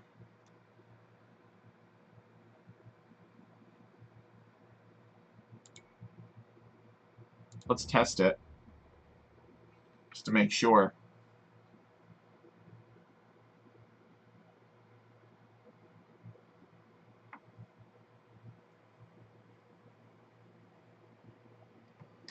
Yeah, we're trying to avoid that. Natural wonders. Alright, so Orange up here, he's got 1, 2. I don't see a third boar. Yeah, it looks like Orange only got 2 boars. So that is a problem. Well, what are the settings on the boars? They have to be 8 apart.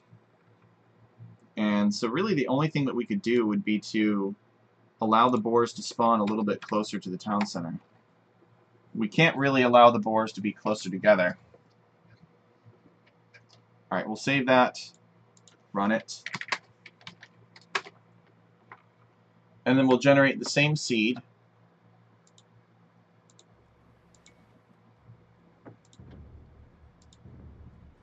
And hopefully that added space will make sure that the third boar spawns every time.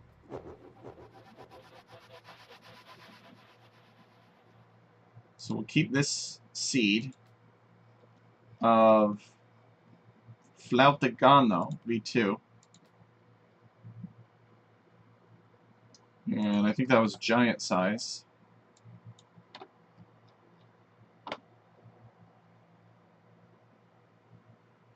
Okay, and we'll hit generate whenever this thing is ready, which is right now.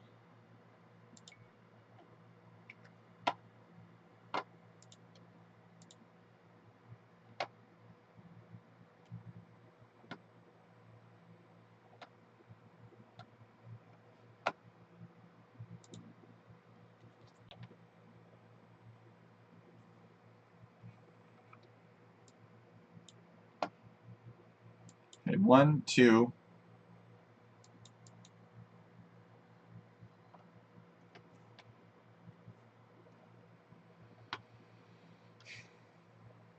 And where's that third boar? Still don't see him.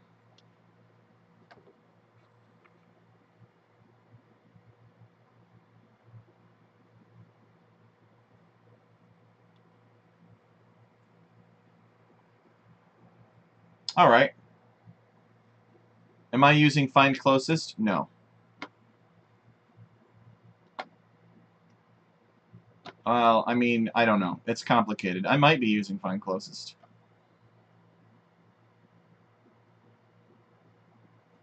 With no max distance to player. Oh, I can't use max distance to player as far as I know. So we will open this window up even more for the boars then, I guess. So they could be anywhere from 12 to 18 tiles away.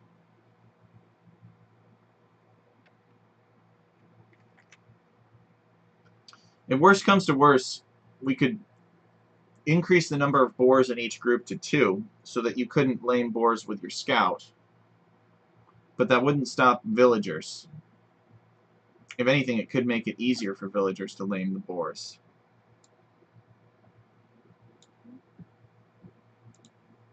And maybe we should turn off forest distance. I don't want to do that, though. I don't want the boars right next to the forest. Yep, it's all about actor areas. Alright. Let's rerun that.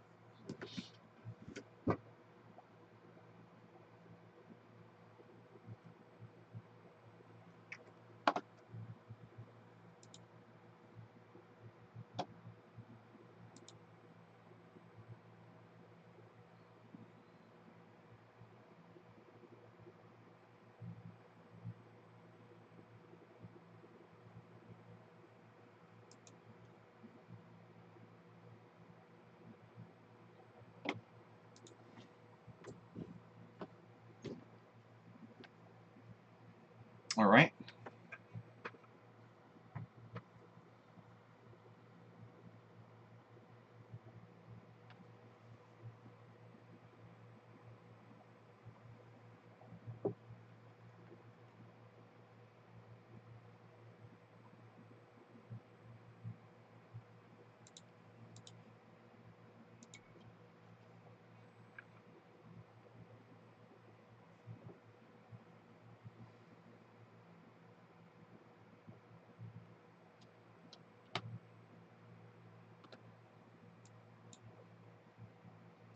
One, 2, and 3. Okay. There we go. 1, 2, and 3. 1, 2, and 3.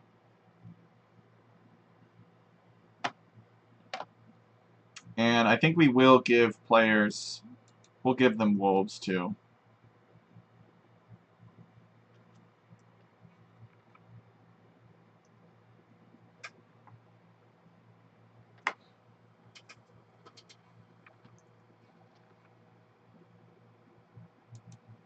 Well, nah. It should be, I mean, they already did the show match. That boar lure is a little bit awkward. Little changes at a time.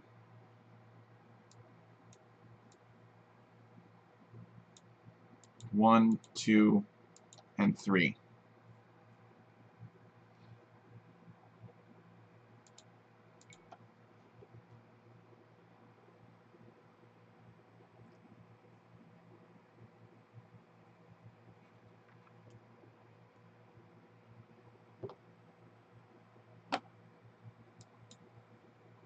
One, 2, and 3.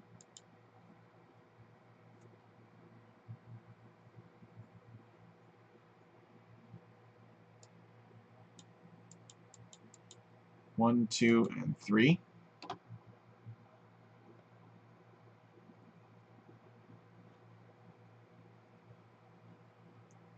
The lame of 2 boars. I don't know. What do you guys think? Cesar says, we did the show match with the 2K players. Now we're starting the tournament with our subscribers. Nice. I mean, if somebody is able to lame your boar, then they are walking... Like, there could be some situations where maybe somebody sends a villager forward and they shoot this one and they shoot that one. Oh, Kingstone said he really enjoyed the map. That's great. Yeah, he did very well. Well, no spoilers, but he did very well. So I'm glad that he enjoyed playing on it. Was highly aggressive.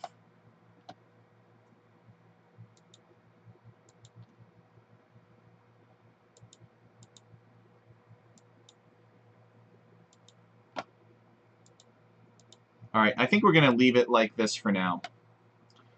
I'm trying to think, you know, we could put lions in, and that would, not lions, but like wolves or some equivalent thing, and that could mitigate the risk of laming slightly, because you won't want to send your villager out if there's the chance that it could encounter a lion.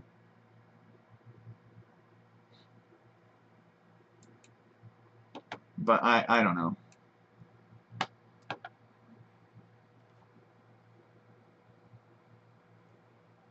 We'll leave it as is for now. 3 boars does decrease the likelihood of laming with a scout, but it may or may not increase the likelihood of laming with a villager. Let's see. This player should have 3. 1, 2, there it is, 3. Like if the boars were right next to each other, they could shoot both.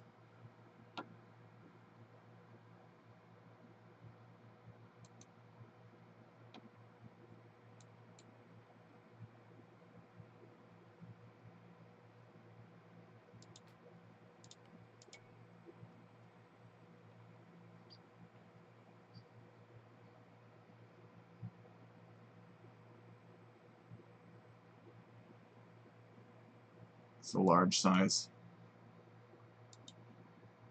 Still get the boars on the large size, it looks like. Yep, 1, 2, and 3. The other thing that we could do is we could actually... Well, no. I don't want to restrict the area that these boars are spawning in too much more than it already is. This is an unfortunate boar location, though, for this player. He would need loom to get this one.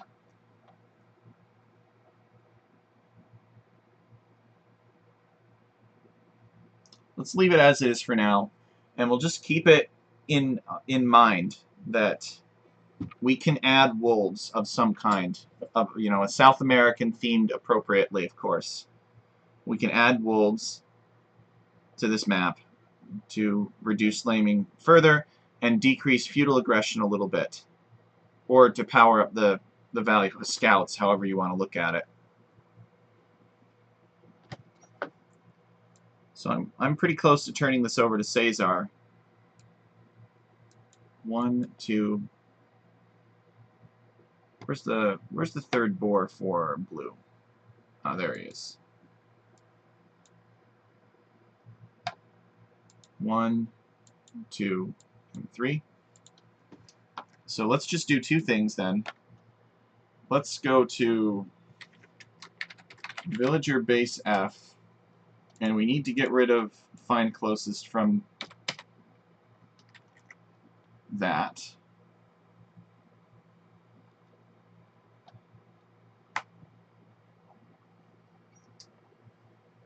And the transport ship is actually not finding closest. Interesting. It feels like Hidden Cup 3.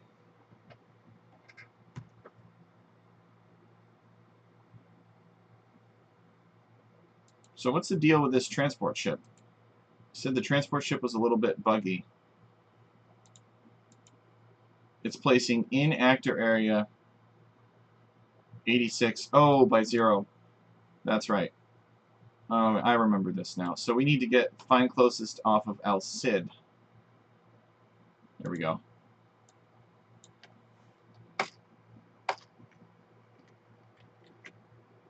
Okay.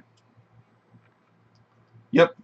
So the transport ship is actually being built on top of an El Cid, who then immediately dies and converts the transport ship.